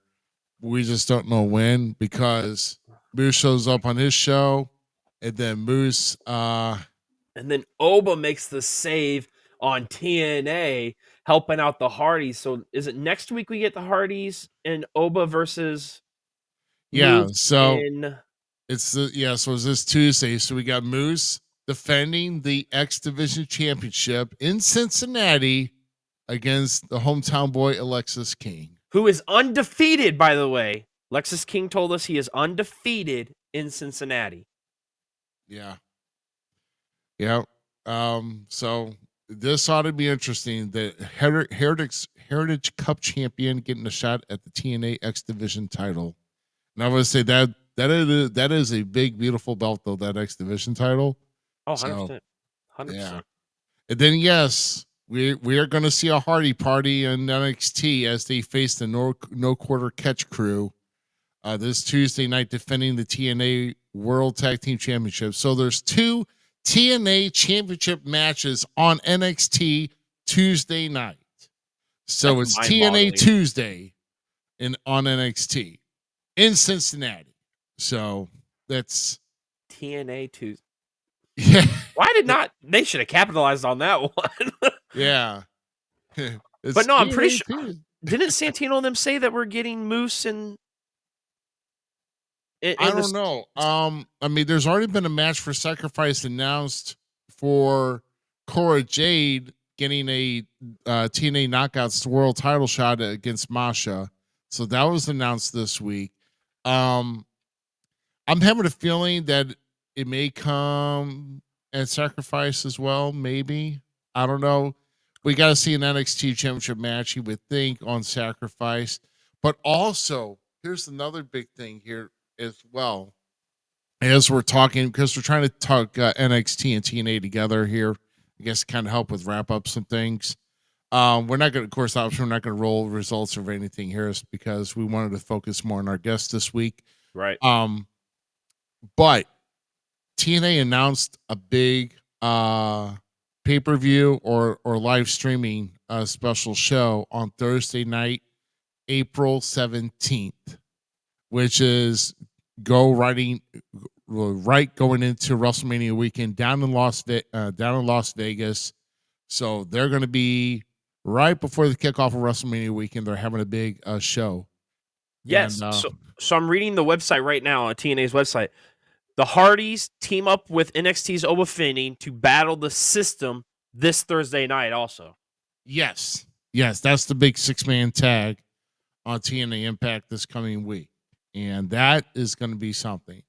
And that'll be interesting to see Oba show up again if the situation presents itself, which I'm probably sure that is going to happen. TNA was popping this week. Popping. Oh man, well it popped. I mean, I popped. Because it was from Full Sail, and you know what? To me, that gave me chills when we started on TNA television. We had an NXT chant going, and Full Sail took me back. I don't care. It was amazing. It was. I love TNA this week. We also got the reemergence of the Colognes on TNA. Yes, let's put that up. Yeah. Against now somebody sorry. In just a moment, Tony. Sorry, baby. Here's what I'm confused about. This all kicked off with the encore concert with Joe Hendry. The Colognes come out, but then he gets saved by Elijah, which I have not done my homework apparently, but Elijah I thought was going to appear in AEW. And here we go live last Thursday. Elijah shows up in TNA. We all thought he was going towards ROH and AEW because he was doing the stuff with the oh god dang it. Why am I blanking on the team now? Oh, me too. Right. But they were doing vignettes and everything. And then he shows up here wanting to walk with Joe. Dude, that whole promo where he's like, who wants to walk with Elijah and believe in Joe Hendry? I was like, yes, please. Oh, it's beautiful. Beautiful. Considering that Joe Hendry roasted him last year on like the best on the best parody song of his entire that he's done these. That was the best with Hendry took his job. That was the best. Oh, dude, it was great. It was great. If you don't know what I'm talking about, just look up Elijah Joe Hendry and you might be able to see it. But it was a great video. I don't care what anybody says. It's funny. TNA was crazy this week. That's all I'm saying. That was. So now now Elijah, I mean, it would actually be the best move. I know probably money-wise right now if it gets cleared. I mean, I would hate, I mean, it would be hard to see Elijah go back to recommit to AEW if he had intentions to that. Do this first and then go. I mean, I don't know. It almost seems like he's going to be doing more with TNA, I would think. In the long run, I think that it might be better, especially if we get if this partnership gets stronger and stronger between TNA. The Righteous. That's the yeah, the Righteous. Yes. I mean, I still want to see that happen. I'm not gonna lie. That team up of the Righteous and him would be amazing, crazy. Yeah, like I said, and the Colognes coming back last week, that just about blew my mind too. And like I said, I didn't expect to see the Colognes pop up, and then the funny part about that whole thing is the chant from Full Sail, because Full Sail crowd is they're bonkers, right? Yeah, there's something different, but they're yelling, "Where is Carlito?" Just pissing Eddie off. Yeah, right. Great stuff. Right. Yeah, Eddie and Orlando Colon. Yeah, so no, but I don't know. That's why I texted you like or messaged you like, bro, I've got so many questions after watching Impact. I'm gonna let you watch it. And then it was like, I was like, I got so many questions. Well, what the world's going on? I was confused. Hey, whatever. I'm here for it. I'm here for whatever can happen in professional wrestling to happen in professional wrestling. And that's exactly what we saw this week. Right. And let's get back here. As far as like with the chart, there's maybe a couple things with AEW, but what about Tony Storm just taking the resurgence of the women's division in AEW and hopefully putting it back on the level where it needs to be, bro? 100%. Tony Storm, we can't praise her enough.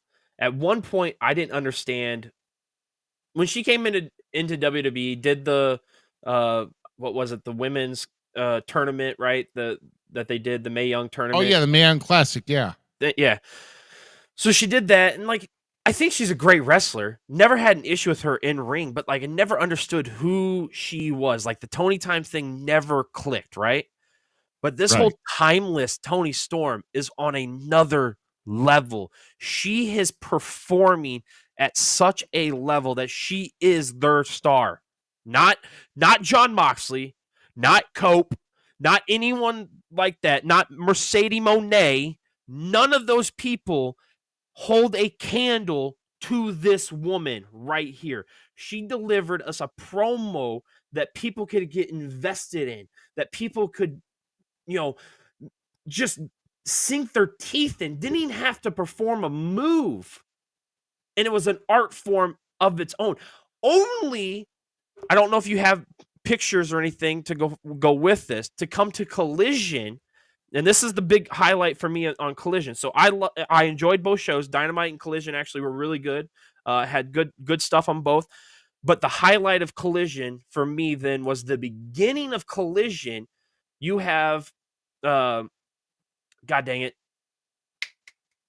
Mariah May attacking Tony Storm, drags her to the entrance ramp, asks for the spotlight, and then delivers a promo just as good as Tony Storm's on Dynamite. Like, I'm not kidding you. It was just as good, and the women did really nothing.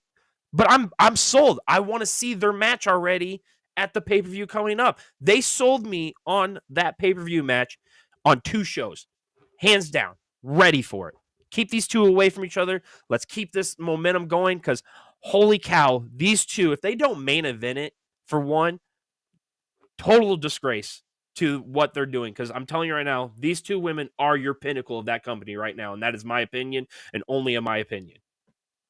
Right. Now, the only other thing that's going to outshine them is Moxley finally revealing the AEW World Championship out of the briefcase. And, of course, he's facing Cope, or Adam Copeland, which, like I said, I'm starting to see more of Adam recently, and I'm becoming more of a fan again of him. But I'm just hoping he just takes out the Death Riders. I do not like the Death Riders whole thing. I'm sorry. I'm over it. I'm actually over the I'm Death over Riders. it. Cope, please kill off the Death Riders, please. Okay, whatever. But great stuff. I'm very pleased with how AEW has been doing a climb right now. Right. Yeah. Like I said, I did watch most of Dynamite. I mean, and I got peeled away for something that I had to do, and it wasn't because I didn't want to watch it. I actually wanted to watch the show, and it actually was good for the most part. And of course, I had to see Mercedes in a promo, which I about gagged. But either way, we got to get our jabs in, right? Yeah, I get. Yeah. Well, I'm sorry, but if I had to, if I was like, yeah, but this is good, then like she comes on, I'm like, what? So become like a cat. That bothered some viewers. Let's jump to Friday night. This was the highlight. So I want your soul. Yeah. So the Rock being like the ultimate, he's trying to kind of do more, or I should say, pardon the phrase for some people who might kind of cringe at this, trump whatever Vince did with the corporation. As far as, because he's the major stockholder of TKO, which runs WWE, UFC, and all that. He's a businessman. He's got millions, and he wants Cody to become his champion. Now, what the hell does that mean? I mean, does it mean like go out, do corporate things, do the lifestyle, do what needs to be done to become the champion, even if it means going down and do the things that are not, not pleasant in the people's eyes and the fans. So it seems like The Rock has tuned more toward corporate and shying away from the people. And if we've seen recently, The Rock did not come out with his People's Championship this past week. If we've got to throw that element in there as well. Well, yeah, because he's come out with it. Every one of his didn't he come? He didn't come out with it in Netflix. He did not come out with it. He did not come out with it in Netflix. So there's 2 appearances now, 3 appearances because he didn't bring it in NXT either. Nope. Where he did not have the People's Champion, and then when Cody said, I know that I'm their champion. Right.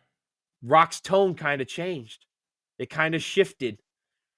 I'm here for this, dude. I'm totally like locked in for this storyline now, because I think we're all kind of clamoring for a potential Cody switch.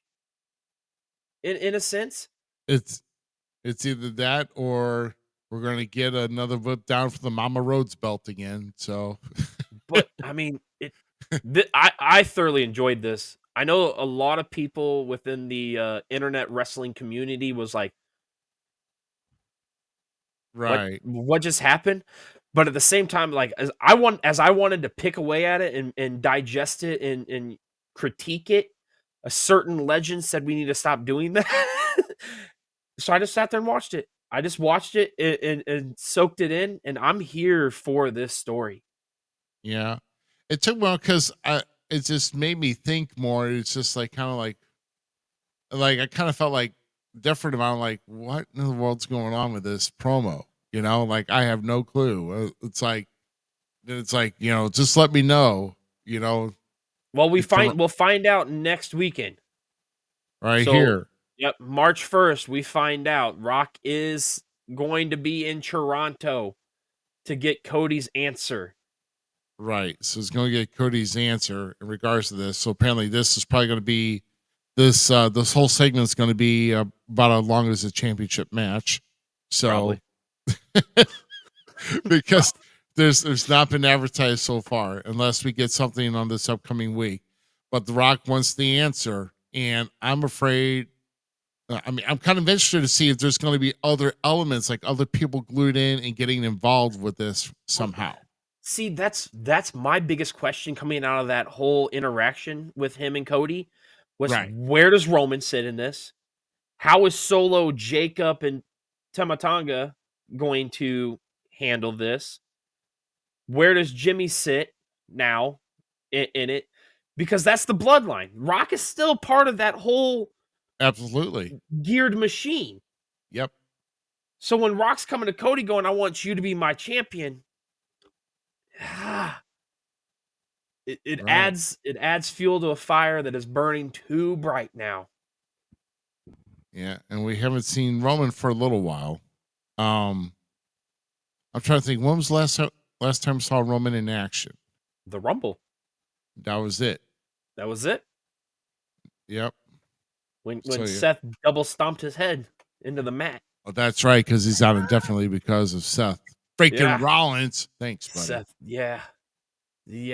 What a jerk. Yeah. Speaking of jerks, what about our next one? So when Spike was on here talking, right, the whole time I'm listening to him talk about Roddy Piper, I'm just thinking like Kevin Owens. Kevin Owens, this dirty, dastardly dude, for one, keeps bringing us some of the best promos in places you probably shouldn't be doing promos at. You saw that too? He was in front of Sammy's house, bro. And looking right inside of his freaking cutting a promo. And then when he shifted over and like looked in, he's like, do they know? I'm like, this sick bastard. Just when you thought it couldn't get any stranger or more twisted, you thought this was bad between between him and Cody. It's about to get worse with Sammy. Dude, So- Kevin is taking it to a whole nother level of mind games. Oh man, yeah, you ain't lying, bro. You're not lying. And it's this unsanctioned match. So it's unsanctioned, which means that WWE is not liable for anything that happens to Sammy or vice versa to Kevin and all this other stuff. So you gotta get so that's why they call it unsanctioned. You can't blame the WWE for whatever's gonna happen. Even though you can fight in the rings and all that, and you know, if they damage any equipment, are they gonna have to pay for that too? Yeah, it's Just coming kidding. right out of their pocketbook. Yeah, right out of the pocketbooks. Stop breaking our freaking tables. They keep breaking away. Sammy we are going to see a brutal beating between these two. And the crazy thing is, like, some people are like, oh, have we seen enough of Sammy and Kevin? We've seen enough, like, they fought so many times. But at the same time, it's almost what makes them so unique, in a sense, that we've watched them from PWG, ROH, NXT, WWE, all the way up the ladder doing battle or battling side by side, one of the two. These two men have been intertwined since the beginning of time for them in professional wrestling. Is this the last time we see it? Is it going to be the most brutal time? Time will only tell. And I keep saying time because I think there's another person that's going to be making his way into this whole scenario, if you don't catch my drift. Right. Yep. Absolutely. Time is only of the essence. Yep. And a couple more things to touch on, of course, that'd be our elimination chambers. So going back to a qualifiers that was done back on Raw, Roxanne Perez is officially in, defeating Raquel. So here are your 6 women in the elimination chamber. So you got Naomi and Bianca in here. So I'm kind of wondering, are we going to see any type of anything that's gonna reveal itself when it comes to Jade Cargill between these two during this match this coming Saturday? I mean, something has to surface at this point, because we're heading into WrestleMania. You've got, I mean, how long are you going to draw out this story of how Jade got knocked out and Jade's going to come back, reveal herself, tell the truth, and point out somebody that knows that actually shoved her? Well, we know Because the we've truth. always, you know, Liv and Raquel is not the one that took out Jade Cargill. No, I don't think so. The attacker is Naomi. I'm saying it more. The attacker is Naomi, but I don't think she didn't have help. So you think the attacker's Naomi, but the mastermind is Bianca? 100%. So then that leaves us 3 people winning this chamber. Do they go ahead and give Roxanne the push all the way to the top? Because Roxanne versus Rhea, I'm not gonna lie, I'm kind of here for that match. I'm kind of here for that match. that match would be sweet. The only thing I see 2 possible winners. I see 3, because I think Liv's out of the picture. Liv's out of the picture 100%. Top 3 possibilities to me are as ranked: number 3 Roxanne, number 2 Alexa, number 1 Bailey.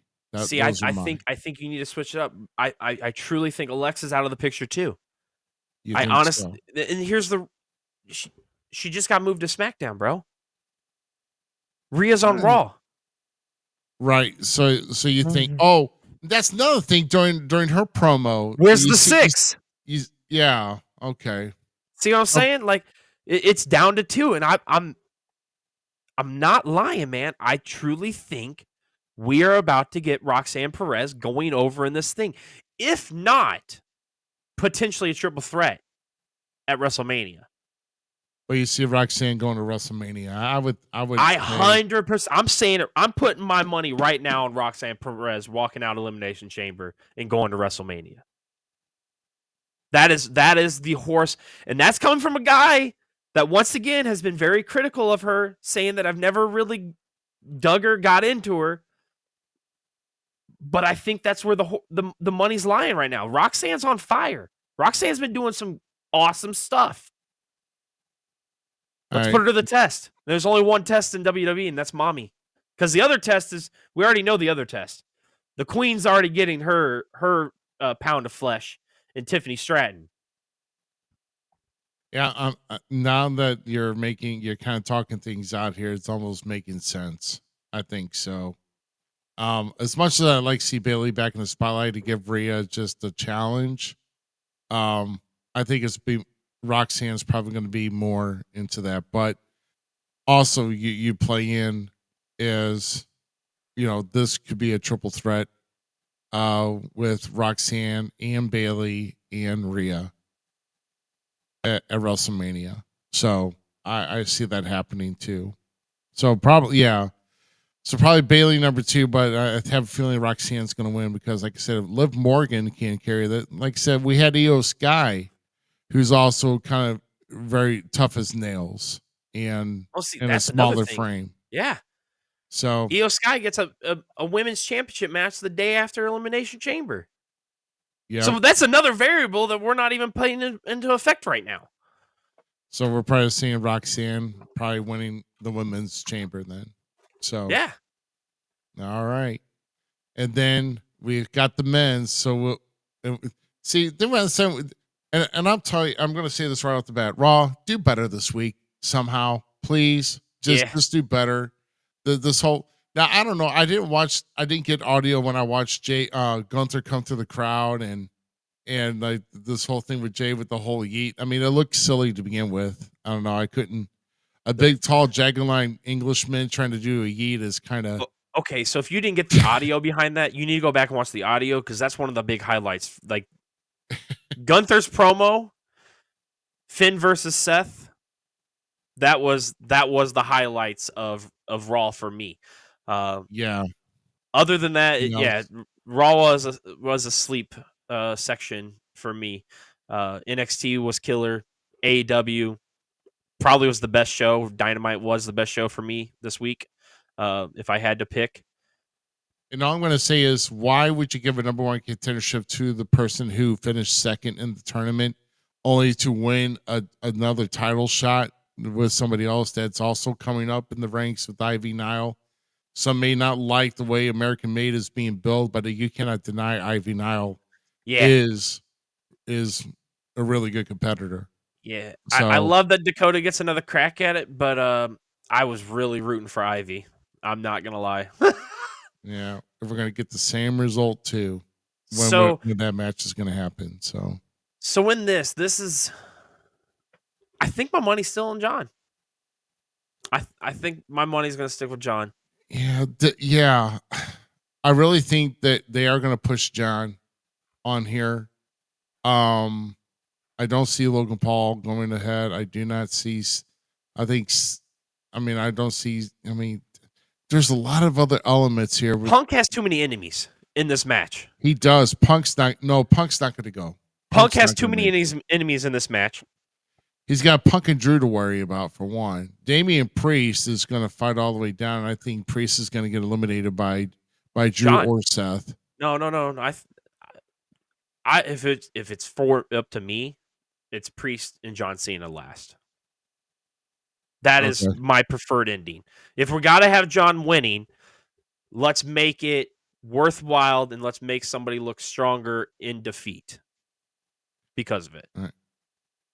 Somebody that deserves it. Somebody that has easily shown his worth, bar none, for what he did with that World Heavyweight title out of last year. The promo with Cody, too, was very nice on SmackDown, where he's like, I'm coming after you. We both walked in. We both walked out. Champion, this year only one can, and I want that belt. Cody is like, cool, let's do it. I'm intrigued with that a little bit. I think Drew has too much animosity to win. Seth sure the hell ain't clear-headed to win because he's going to see Punk and go nuts. And it's Logan Paul, for crying out loud. He's in there just to get ragdolled. Tell me I'm wrong. Drink that prime crap. Yeah, like as much as I like Logan, he's not Yeah. as star-studded as the other the other 5. Yeah. John's winning. But it's also because this is gonna be so interesting because we're gonna get this promo with Rock and Cody before this men's elimination chamber, and it's gonna be so interesting how this is gonna play out with John Cena, with this. Yeah, right. Okay, sure thing, brother. Well, it's a good thing you're broke. Yeah, right. And Vince Russo's my favorite Bro. podcast commentator. So yeah. Um. So yeah, bro. I just Cena's gonna go ahead, but how do you build Cena versus Cody? And this is gonna be interesting if the Rock continues to play in through WrestleMania in Cody's ear. What's gonna happen?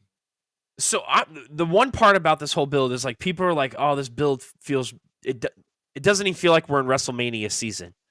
There's a lot of people on the internet wrestling communities that keep saying that. Like it does. It really does, but it's a subtle build.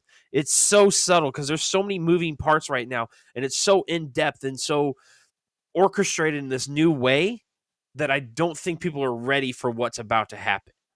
Because I think The Rock's going to play way bigger into this than we think. Rock's versus Cena happened at WrestleMania.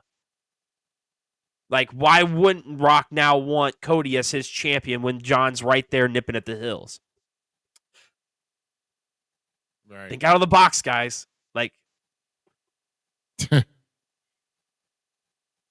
yeah, I know. I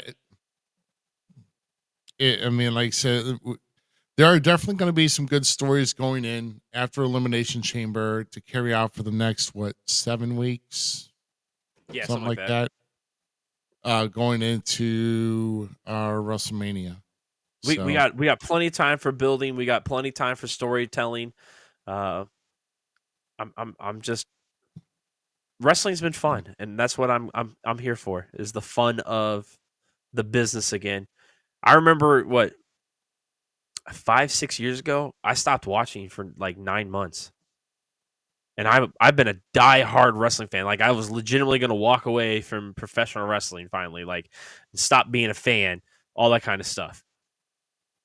And then everything just clicked back into place. Like it just felt wrong. And now look at it. Look how healthy it is and look how fun it is again. And the stories are gotten better. The matches have gotten better. And we're just seeing the tip of the iceberg right now. We're not even seeing what's below it. Yep. Absolutely. I mean, like I said, it's going to be a big weekend come WrestleMania coming up. Who's that? It's Enzo. It's Enzo. Don't be a hater. Okay. Don't be a hater. I just didn't say him because he's too short and pale. Yo, Static. It's about time you show up and talk about being gone for 13 hours. That was what he posted in our locker room. He's like, I got home. Don't contact me for 13 hours. And I wanted to message him so bad because I like Static. Static's a good dude. But I chose to leave him alone. It's good to see you, buddy. Hope you're feeling okay. You were bouncing around the venue yesterday, covering all things. It was a wonderful time to be.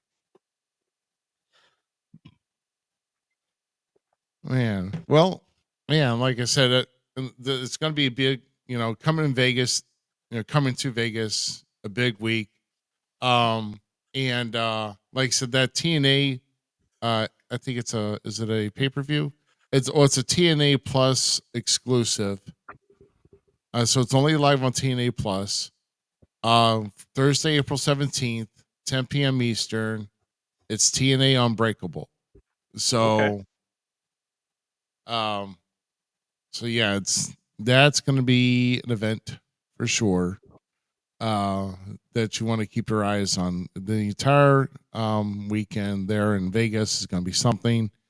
I would imagine the course Friday the 18th is going to be the SmackDown, but I think they are still doing the Hall of Fame induction ceremony after the show. Dang, I could they just knock that down to 2 hours for SmackDown and then just go live at 9 p.m. In fact, how about we do this? How about we just do maybe like an hour of wrestling, and then let's dedicate the rest of the show to the Hall of Fame. I'm down with that. Let's just do that. I mean, do we really need 3 hours of wrestling before you go on to do night one of WrestleMania? Really? Do we? I mean, it's not like you're going to have like a 5-hour show each night anyway. So can we just like cut it down, please? Just saying. Asking for a friend. Let's just do it, please. I'm down with that. Shoot, man. But man, we got, like I said, I know we went through a lot of things here, but like I said, there were some key points we just wanted to point out. Like I said, if go back, go to each promotions website, WWE, TNA, wrestling.com, whatever. If you want to catch up or whatever else, we're just trying to point out the highlights of what went on this past week because we wanted to devote most of our time here to our featured guest that joined us here tonight, which was Spike Ronin, here in episode number 182. And we want to thank him. And, of course, also with Matt Classic providing him to us. And, of course, Fight Night Wrestling, part of the AIWF community and one of the promotions in the United States territory. So when you're searching up the major promotions, don't forget to search up Fight Night Friday night. Yeah, Fight Night Wrestling. Fight Night Wrestling, and enjoy some local wrestling too. Yep. If you missed any part of this broadcast, first off, shame on you. Second of all, you can go back and watch the replay that we'll post here probably about 20 minutes when we go off the air. So we appreciate you all, though. It's your saving grace. And of course, make sure if you haven't done so already, each one of you should have done this by now by scanning our QR code, which goes to our link tree, to make sure you like, follow, and subscribe to every one of our platforms and our channels. That's Facebook, YouTube, Twitch, X, TikTok, Instagram, even though we don't do much of TikTok and Instagram. But the more likes, the more following, the better it's going to be for us. And then just think when we start creating content. Then also, I heard that we had a debacle with the T-shirt website. Is that still under maintenance or? Yes, it is still under maintenance. We should have it up hopefully within the next week or two is what Terry was telling me. So, but hey, if you watch, you can always send a message to False Count Everywhere or to our email address, falsecounteverywhere@gmail.com. If you're interested in trying to get a shirt, we do have someone in our stash here with me and Z. And if you're looking into getting a We Talk Wrestling shirt or even a False Count Everywhere shirt, we'll see what we got for you. And if we'll definitely hook you up. Well, and like I said, there was a fan at ACW last night that bought the False Count Everywhere T-shirt. I bet you it's probably the most comfortable shirt he wore last night and today. I guarantee you that.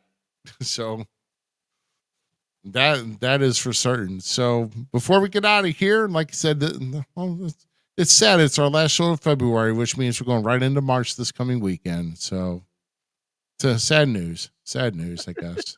I don't know. This year's already going by too quick, Z, man. It needs to slow down some, man. Life is going too quick. You need to step back and breathe. Tell Mother Nature to slow down. I've been breathing just fine. Slow and steady wins the race. That's how I feel. Because I'm breathing just fine. That's a you thing, bro. So, I mean, today I'm not because I think I'm starting to come down with a cold, but that's all right. Oh, God. I can handle that. Some tea. I'll make some tea and knock it right out.